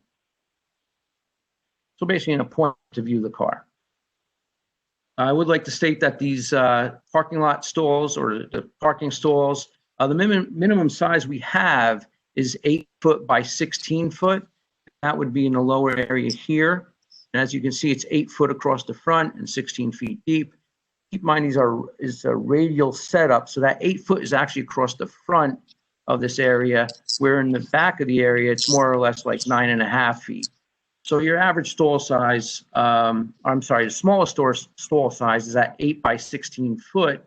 The larger stalls we placed over this area here, we have 8 by 19.5 feet, with an average of about 8 by 16.5 throughout the front of the area, and of course 8 by 16.5 over in this area as well. So there are fairly good sized stalls, good sized parking stalls. We do show 75 comfortably on the site. And I did forget to mention, I think we have, this is 18. Yeah, we also have 8 by 18 stalls in this area as well.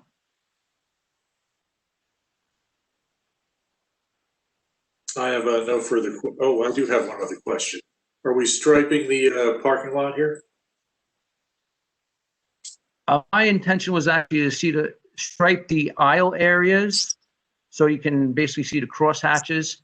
That would be my intent. This would basically direct any customers coming onto the site and force them into parking stalls A, B, C, and D. And of course, these stalls, I would strongly recommend that they be striped as well. This way, the customers know where to park and they can park comfortably within their own stall. As far as the remaining area, I'll leave that for the applicant to answer. So. Now, there was another question also about access to the property by emergency vehicles. Are emergency vehicles going to be able to respond if there's an emergency? And is every car within range of either parking on the site or parking on the street if there was a problem? Yes, by of course. emergency vehicles? Yes, emergency vehicles, yes. As I stated, this is our aisle, access aisle within this area here, which we expect to keep clean or not have any parking whatsoever in there. And as far as any vehicles, if say was one to catch fire, like you stated earlier, fire truck is not going to drive directly up to a burning vehicle or burning building for that matter, they do stay a substantial distance away to keep their own trucks in a safe location. And these aisles or parking stalls and aisles do allow ample width for, you know, people to walk through or firefighters to walk through to get to a vehicle if they need to. Thank you. I have no further questions for this one.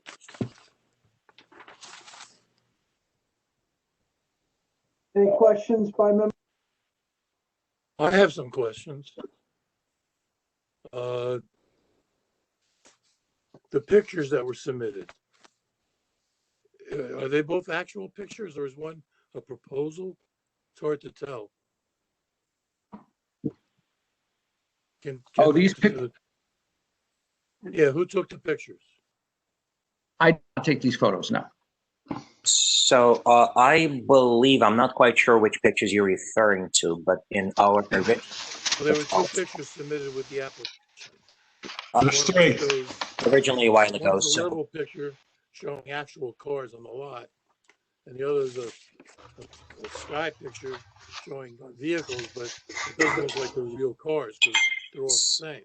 So these were kind of amateur shots. These are Google Map shots, which we took and superimposed vehicles on them. This was prior to us engaging Mr. Stewart for professional planning. This was our original proposal, which was downsized by Mr. Stewart. Right. One question I have, in addition to the others, is if I want to buy vehicle number 38, how do I take it for a road test? Give me a moment. Allow me to locate this on the map. Vehicle 38.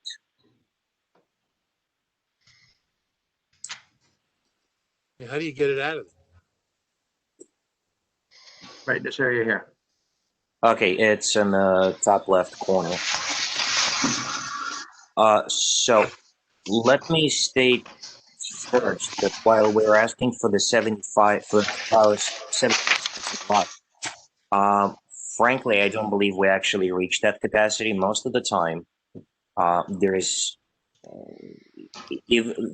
more than enough room to move the cars inwards on the lot. We do not move anything outward onto the roadways to get the vehicle out for the road test.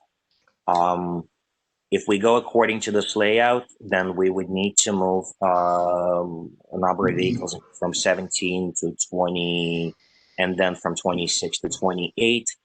Where are you going to move them to? To other free spots on the property. The reality is that while this proposal seems to be congested, realistically most of the time, we've never been this congested. Let's put it this way: we're yet to encounter a situation where we cannot move the cars within the property. It's been an absolute rule not to go on adjacent roadways. We recognize that we're not there to block the traffic or. In your working of the property in the last 3 years, what's the most cars you've ever had at one time? I'm afraid I can't give you an exact answer, but I would say probably 60 to 70 cars. And I also want you to bear in mind the plan shows car spots to certain dimensions, but cars obviously vary in dimensions. Some smaller, some large. For example, we have a number of smart cars on the lot. 2 smart cars are still smaller than 1 regular passenger car. So on the map, they will show up as 2 spots, but in reality, it's only 1 car on parking lot side for the 2 cars. So 75 spaces, but not 75 cars that you're proposing. So is it safe? Why not ask for what you actually want? Pardon me?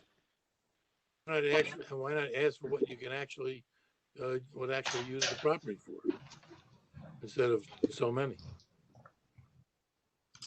Well, we're asking for this many because we believe we could still make it work without any problems on the property. Because we would like to not come back to the board and ask year after year to increase the number of cars. We think that's a reasonable number that will allow us not to ask for another variance. Okay, I still don't understand how I'm gonna get to be able to take car 38 for a ride without major manipulations. Well, these would be major manipulations by the dealership staff. And how many people do you have on staff at any one time? No more than 3 people, and that's more than enough. Move 10 cars? That only takes about 10 to 15 minutes. After 20 years in the business, for us, it's just not that complicated. Well, for me, in the industry, I'm sorry. It is really not that complicated to move X number of cars. That's what we do. We move cars. All right. Mr. Stewart, I have some questions as to your design. When you designed this, did you look at other used car dealers to come up with a proposal? I have done a few sites for layouts for used car dealerships, yes. The most recent one was over in Mine Hill, and that was just, well, that was about a year ago now, I believe it was. How many cars was that? If I remember correctly, I think it was somewhere around 50-ish. But it was it was a smaller Size site than property? this. It was smaller than this one. It was about half as deep. It was approximately 100 feet deep by, I believe it was 150 feet wide. Anywhere else? I can't remember another one off the top of my head. Did you look at any existing used car lots in the area to compare it to? Or I'm familiar with used lots within the area, yes.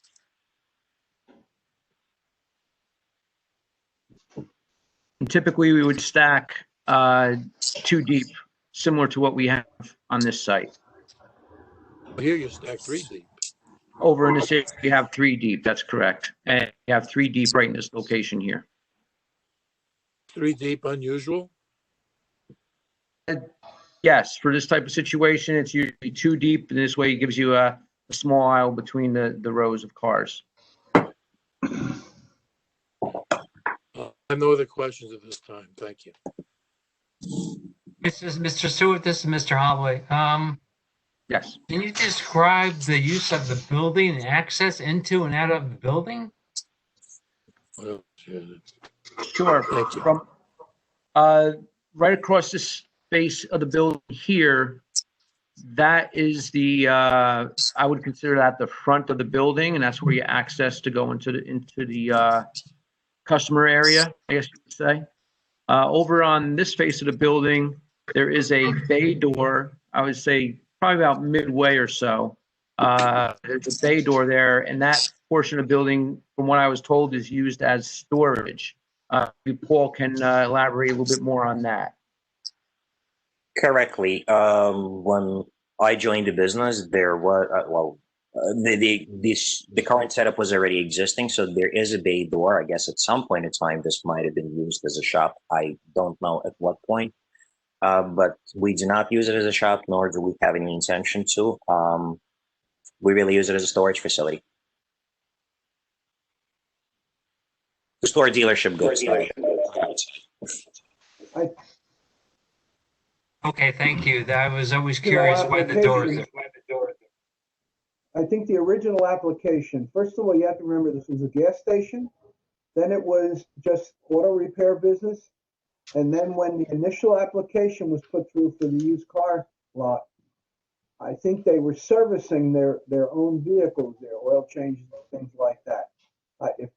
Now again, I checked the notes here. It's 25 years ago that this application was first proposed. That appears to be accurate. But again, we do not intend to use this as a service shop. We outsource all services to local businesses. Mechanical, body, whatever other kind of business we use, other vendors.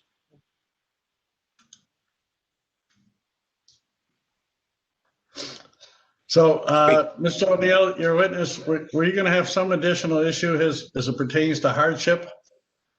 Mr. McDonough is going to talk about our planning groups.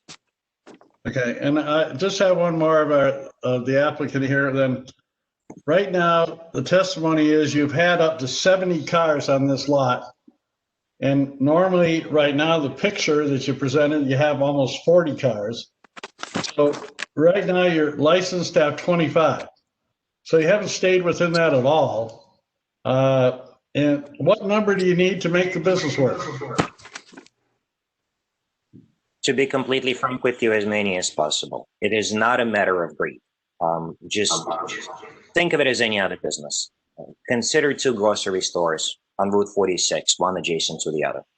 You walk into one of them and shelves are less than half stocked. And you walk into the other one and shelves are stocked. Which one are you more likely to give your business to? I think the basic human psychology is we go to a busier place. With 25 units on this property, it is a very large property. The property looks nearly abandoned, and it's almost impossible to tell whether it's a dealership or, I mean, people have come in, seen a low number of cars, and wondered what that is. The more cars on the lot, the greater the appearance of a proper dealership.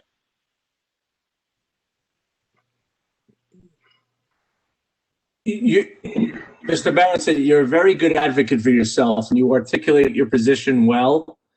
But in looking at it, it just looks like it is a perfect puzzle to get the perfect most amount of cars on. And for me, I think it's just going to take less. We will be amenable to that. We understand ultimately the board makes the decision. Frankly, we're always prepared for that. Okay. It is not a matter of inconveniencing anyone, the consumers and whatnot, but over the last 3 years that I have been with this business, we've always made room for customers to park, for cars to be parked properly. I do recall which didn't like the appearance of the lot. I very much would like to know what specifically you didn't like. Today, anyone who speaks about the dealership is a potential customer. And we're in a business to please. And yes, I'm a very good advocate for myself and for the business because I know what it takes to make a business like that run. You know, if you look at the other auto dealers on Route 46, north, east and west, and I think there's only one dealership one person that owns all the dealerships, and that's Paul Miller. And Paul Miller's properties are pristine. They have brand new buildings or refurbished buildings and ample parking. And there are some lots there where he's got hundreds of cars and everything is neatly laid out. This is not neatly laid out. This is a squeeze as many 10 pounds of dung in a 5-pound bag. I hate to say it. I will partially agree and disagree with you at the same time, Mr. Chairman. Paul Miller's property is significantly, would be an understatement, is significantly larger than what we have. We're probably the size of their service lot. So is their budget. They're definitely in a financial position, and I'm happy for them to do what they do. Plus, keep in mind, they are a new car dealership, and their economy is different from that of a simply used car dealership. And if you think about going further down east on Route 46, I could think of at least one dealership, I believe it's Janela Sales, that in my understanding has been granted a variance and to park as many cars as they can on their property, which is a fraction of what we occupy. And yet they park at least as many, if not quite often more cars on the property. I'm not looking to trouble, but it's we did not give them an unlimited variance to park cars on that corner property. And I stand corrected. There is one other park. And that is as much an eyesore as yours is, okay? Once again, but you know what? I'm not about to go report them. It's not my job to go report them. If the zoning officer doesn't have the time to go down there and cite them for the amount of cars they had. The only variance I ever remember giving them was a sign variance. Well, I absolutely. I've been here for 30 years. Can I just jump in here and ask our host, Mr. Hofker, is there the ability to have a breakout room where I can consult with my client during this proceeding? How about if we take a 5-minute break and you call him, Joe? Okay, why don't we do that? 5-minute break. Thank you.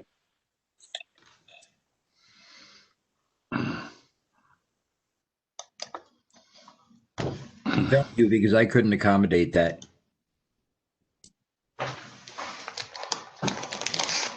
Thanks for, okay.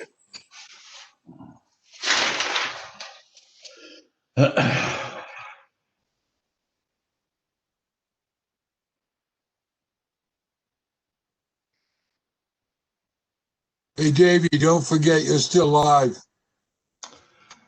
Why? You think I'm doing something bad? No. That is quite true. We are on recording still. But thank you for the heads up, Mr. Chadwick. How are you doing, by the way, John? How's things at home? I've been checking the snow. I was gonna say, where are you? You're in your office, right? Yeah, there's about 4 inches. Slippery as hell, though. So how far are you from home? 6 miles. It's Why flat the hell down don't you here. go home? It's flat down here. Okay, all right. Don't have to go up any hills. All right. How's your wife doing? Better. Well, sorry to hear that, but We're experimenting with a new form of shock treatment. really? Seems to be working. Well, that's wonderful. I should put you in touch with a good friend, Joe Ott. Do you know that name? No. Joe Ott's uncle was Mel Ott, and Joe's wife and your wife had the same condition. So really, yeah. He went down to Florida, and they have a place down there, and I forget, near Stewart, but anyhow, out on the island, and she'd been so bad he can't even get her back home. So. Oh, really? Yeah. Of course, we'd want to come up here right now anyway. So. No. We muddle along. All right. I gotta go powder my nose. I'll be right back. So, John, can you smoke in your office there, John? No. Not if I don't want to have my office wife kill me.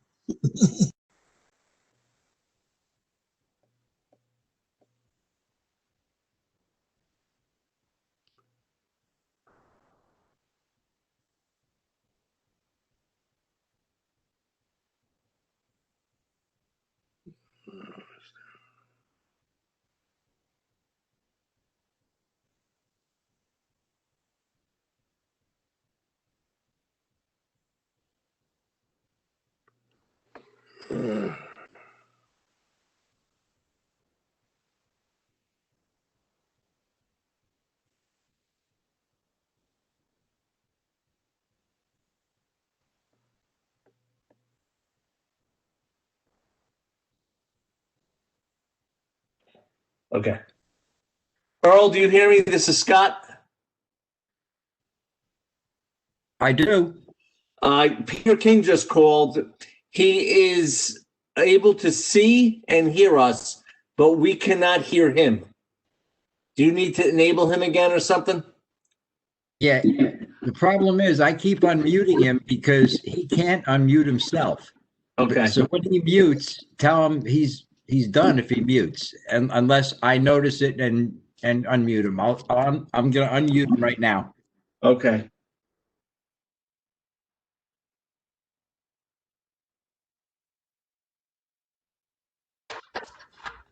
Okay, I'm back. Thank you. All right, so you heard Earl? Yeah, I won't unmute myself again. All right. I'll mute myself.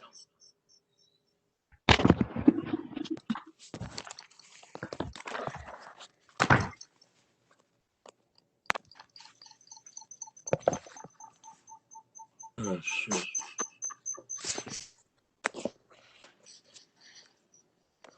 I'm losing power.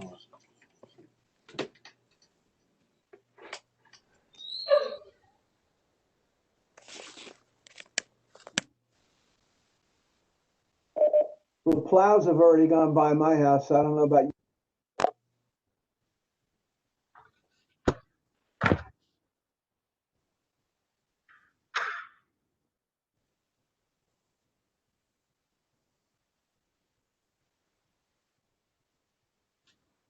So Chairman, are you in Bahamas? I'm sorry, what was that question? It's like your background is in Bahamas. Yeah, I'm right now. I'm in. That's one of those backgrounds that you can, you know. I like that. At least it is. Every year for the last 5 years, we've put out a Christmas card with our family's picture. Well, this year we couldn't get together, so we got a Zoom picture. We all were on Zoom. My daughter downloaded the screen picture, and we created a Christmas card from the Zoom. Yeah. At least happy that you took us out of Norris.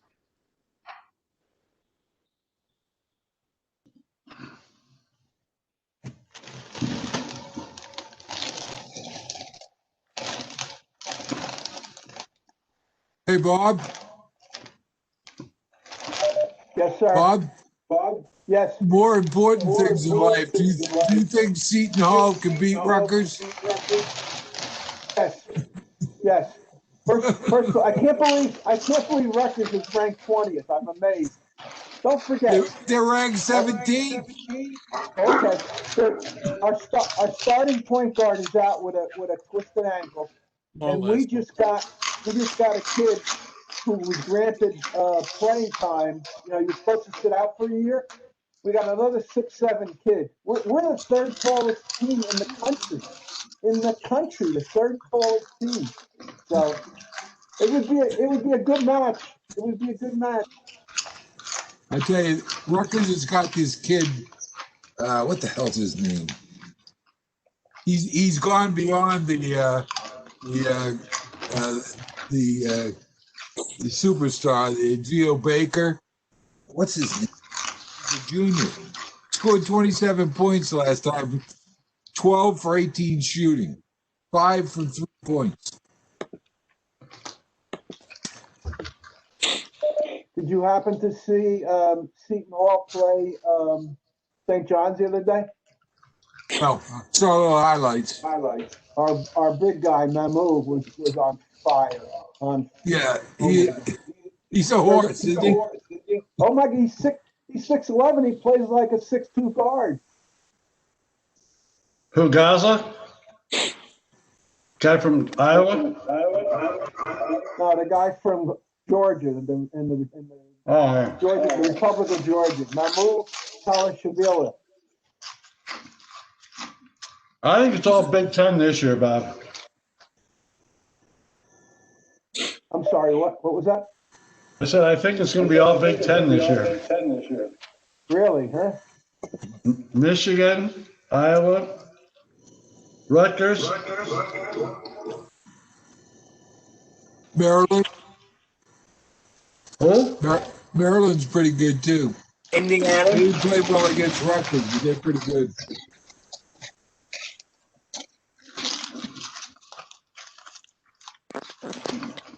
Rutgers beat Maryland by over 13 points. Yeah, Mellon was missing two guys. No, I always hear that. That's like the time they played Seton Hall last year. Would you guys have 3 guys out or 2 guys out? I don't know which it was. That was the game where Miles Powell hit his head on the floor and played the next 15 or 20 minutes and didn't even know where he was. He asked his coach, "Why are we practicing at Rutgers?" He didn't even know he was in a game. Yeah. It was. Did your center play that game? You had 2 good players out. I didn't see this Rutgers Maryland game, no. No, it's a good game. They're fast. You know what it is? That coach is a really good coach, and he's going to keep getting keeps.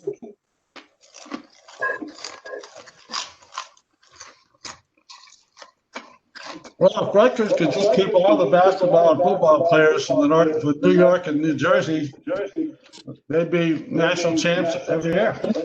Yeah. I don't understand why they all go out to Michigan. So they go out and make millions of dollars. Yes.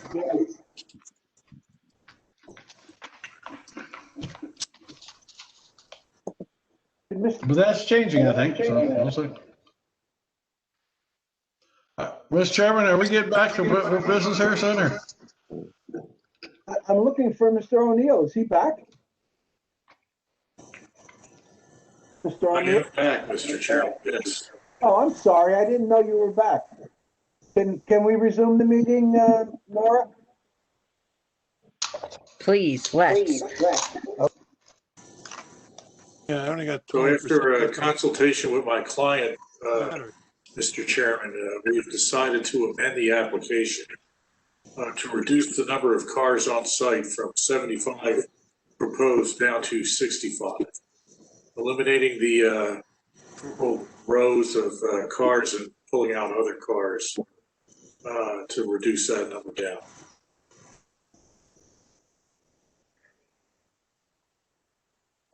Okay, let's proceed with the application unless anybody's got any questions on this amendment. So with that, then I'd like to call Mr. McDonald. Bear with me for 1 second, Mr. O'Neill. Did we ask members of the public if they had any questions of the engineer? Oh, I don't think we did.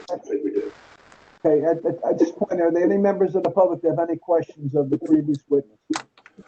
Nora, can you tell me if anybody's hand's raised? No hands raised. Proceed with your next witness. Thank you, Mr. McDonough. Mr. McDonough, if you could raise your right hand, do you swear affirm the testimony you're about to give before the board is the true self you got?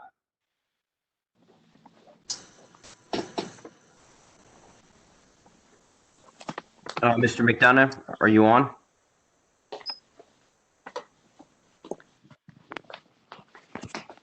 Can everyone hear me? I think we've lost Mr. McDonough. Mr. O'Neill?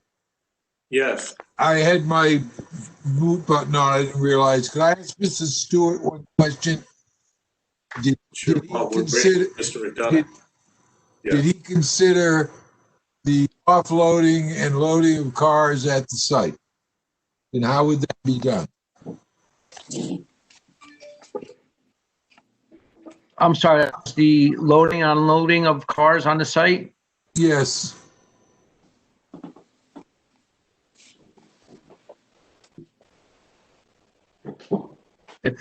I believe that have you ever seen cars being offloaded on 46? I have not noticed that, no. Have you ever examined any of the Google history on this site? Google history, I went back, I saw photos on Google. Oh, I would say it was probably from 2013. I believe it was. Did any of them show trucks parked on the side of the road taking cars off? No. I have not You noticed didn't see any cars on the side of 46 or Cherry Hill Road. I'm not No, saying I'm that. talking about a trailer truck stopped and offloading in 46. You didn't see that on any Google service. I had never witnessed that, no, or I have not seen that.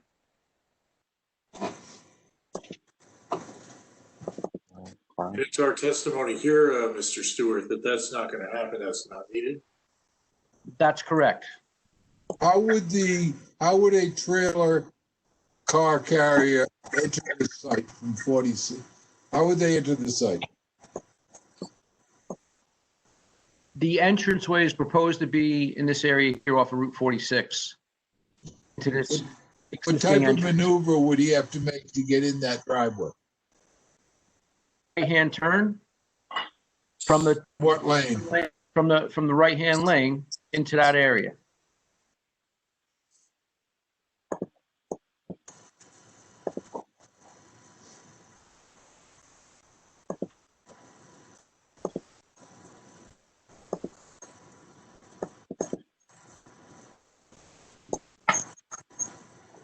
I have no other questions.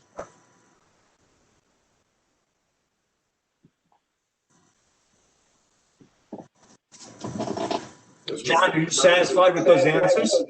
Mr. Chadwick, may I actually I don't have to be satisfied with you.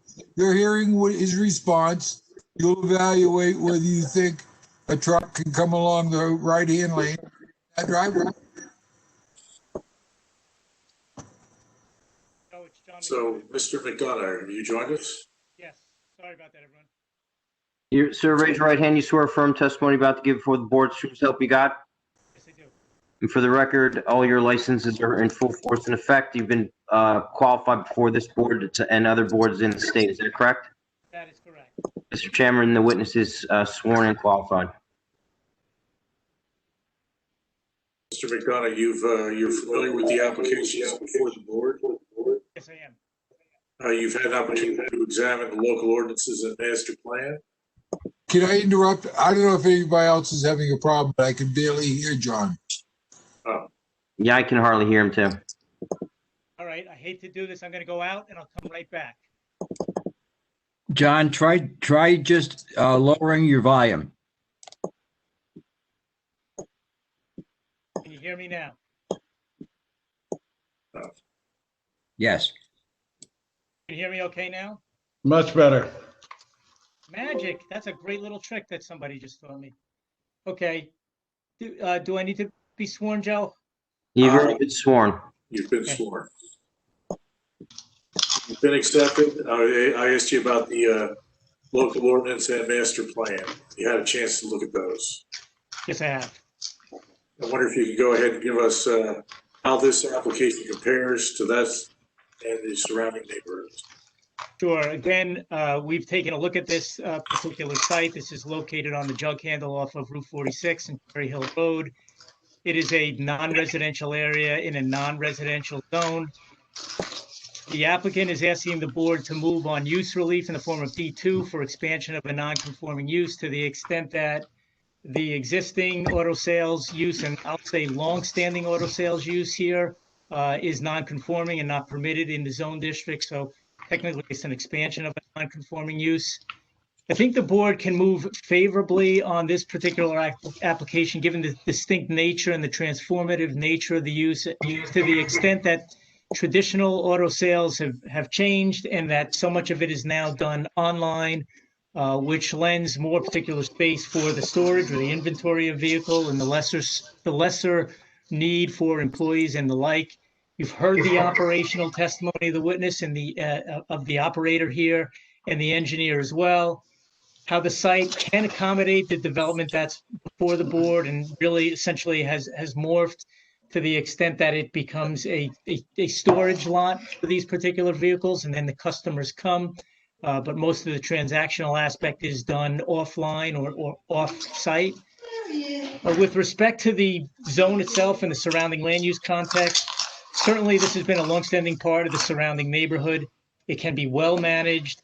It can be integrated so that vehicles can be shunted on the property. And I would offer the board that this is a much better zoning alternative at this particular location than what could be.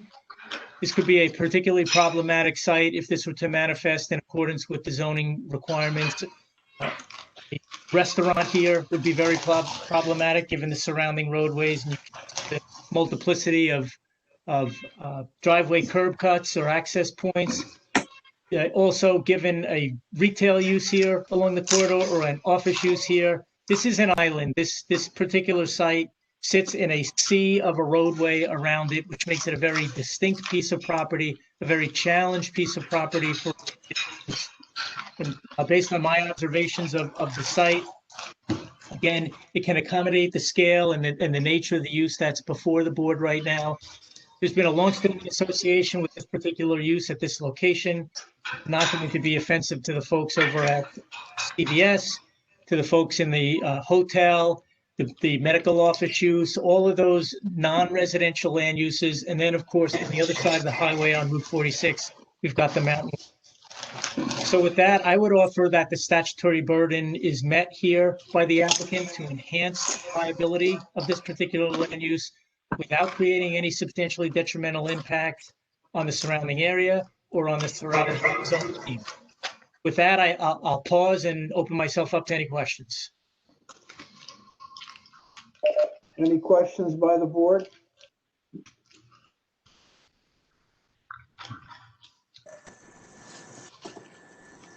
I guess, Mr. McDonough, your testimony here, of course, we're not ruling on whether it's a viable business for somebody else, but quite frankly, I think you make an excellent facility for, or location for some other type of business. But anyway, that's not the issue for tonight.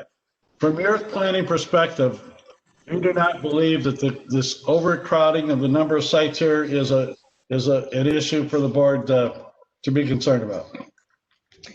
Again, the stacking of vehicles on a commercial site, on an auto sales site, always comes down to the operational and management aspects of it. Double stacked, triple stacked, as we see, triple stacked, as we see here on the plan, is not atypical of an auto dealership. And again, relating primarily to inventory types. This is not a traditional parking lot. This is a storage facility. It is a property that is challenged by a very unique shape, so it is practically difficult to get a regular configuration or a uniform configuration of parking here. So I think the applicant has done a good job of space management and integration. You've heard the testimony of the engineer, and I believe that this can function safely and efficiently in the way it's been laid out here. So your testimony for a storage facility is fine, but Mr. Berensons has testified that he wants to have more customers be able to come here to shop. Well, again, to that extent, there would have to be provision for customers to park, for sure. Yes. And are they there now, in your opinion? They would have to be designated on the site plan. The applicant would have to space plan for that. Yes. And employee parking? Likewise. And that comes down to in my view, given the distinct nature of this use, the actual number of employees anticipated and the actual number of customers anticipated on the site. If I may pitch in on this matter, I truly wish that we would have dozens of customers on the site at any point in time, but historically, we're lucky to see more than 2 or 3 at the same time. And as been mentioned before, we do operate the internet. We do schedule our appointments. We're lining them up. Obviously, we pick customers, but at the same time, we simply do not see an overwhelming flow of customers at the same time, which would create a necessity for more parking for them. I have a question and a comment. You reduced, the proposal now is for 65 vehicles on the site. We don't know what's coming off, and we don't know what the impact is for this maneuvering issue that is clear from what's on the screen now. I think you have to submit that revised plan in order for the board to evaluate you've addressed the congestion issue on the site. I would agree with that, Mr. Chadwick, actually. In listening to the comments of the board here during Mr. McDonough's testimony, I think it's pretty clear that we need to come back and show some kind of flow for how these cars are going to be moved. The impression that everyone has about the crowding on site. We need to address that. Could you also show how cars get delivered? I'll show you where the truck's coming in. And maybe missed it, but has Mr. Berenson testified that there are never deliveries that are made from trucks unloading on Route 46? Well, that's part of the application. We're not saying that that's appropriate. We think that the loading needs to be done off-site. And certainly as part of this application, any offloading would be discouraged on the highway, the same way it is with the other dealerships up and down the road operated by Mr. Miller. We want to discourage that type of operation. We want everything on site. And we'll show you that in a revised plan. Could you also on the revised plan, maybe it's going to be when they didn't think they would do line striping, maybe it's going to need line striping. Yeah, I think that's also pretty clear. Okay. It'd probably also be employee parking designated somewhere. To just haphazardly say there's going to be spaces, it may not be someday. I think employee parking should be there. So with the visitors too, customers too. What, handicap parking?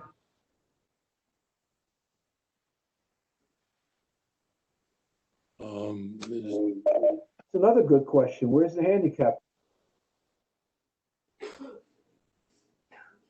It's because there's no striping on the property, parking on the property at this point in time. We'll address that in the revised drawings.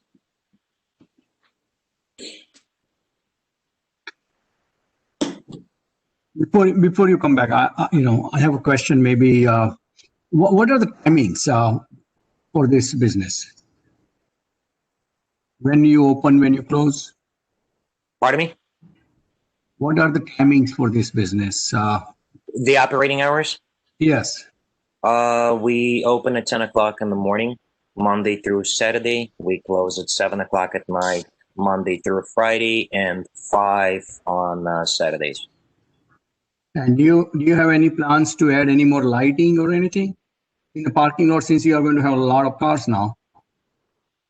We believe there is ample lighting. We very much would like to simply update the lighting to more current standards. We were trying not to complicate the existing application.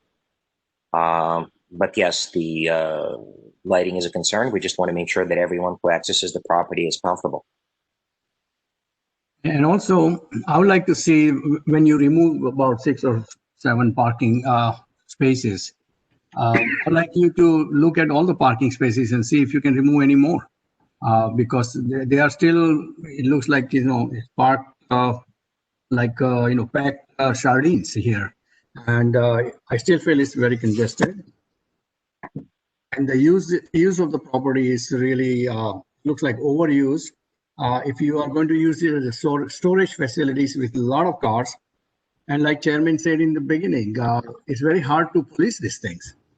So maybe you need a bigger space somewhere, or you need a different use at this site. It's a great site, but we may need a different use.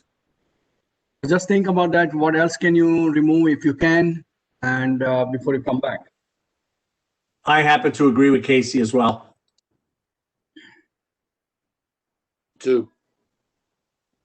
Gentlemen, as far as the use, I could only say that we'll come back with answers to all those questions. Okay. So, Mr. O'Neill, you were looking for a date to come back? Yes, Mr. Chairman, we would ask that this matter be carried to your next available date. And Nora, Which the is- next available date is? March 10th. Mr. O'Neill will give you till March 10th. You do not have to notice, and you will give us whatever extensions are required. I will give extensions through the end of March. Thank you, Mr. O'Neill. Do I have a motion to carry this case to March 10th without further notice? And moved. whatever extension, so moved by somebody? Second, Jaskowitz. Second, Jaskowitz. Any discussion? All in favor? Aye. Anyone opposed? Okay, motion carries. Is there any other business that we need to do, Nora? No, there is not. Do I have a motion to adjourn? Jaskowitz. A second? Mr. PC. All in favor? Aye. Anyone opposed? Aye. I would just like to wish everyone a happy and healthy holiday season. I'm sorry that we can't go out for a drink after the meeting tonight, like that's been our tradition for umpteen years. First chance we have, we'll do it. Okay, guys? Amen. All right. Bless you all. Thank you You're again. welcome. Those were good pictures of the past, though, Bob. Well, and happy holidays. Everyone, What was that, Stevie? New Year. I just said the pictures you shared of our previous night out was very good. Oh, okay. Good. Take care. All right. Merry Christmas, happy holidays, and healthy New Year. Better New Year. Hey, you. I'm not going to see you in the morning, Casey.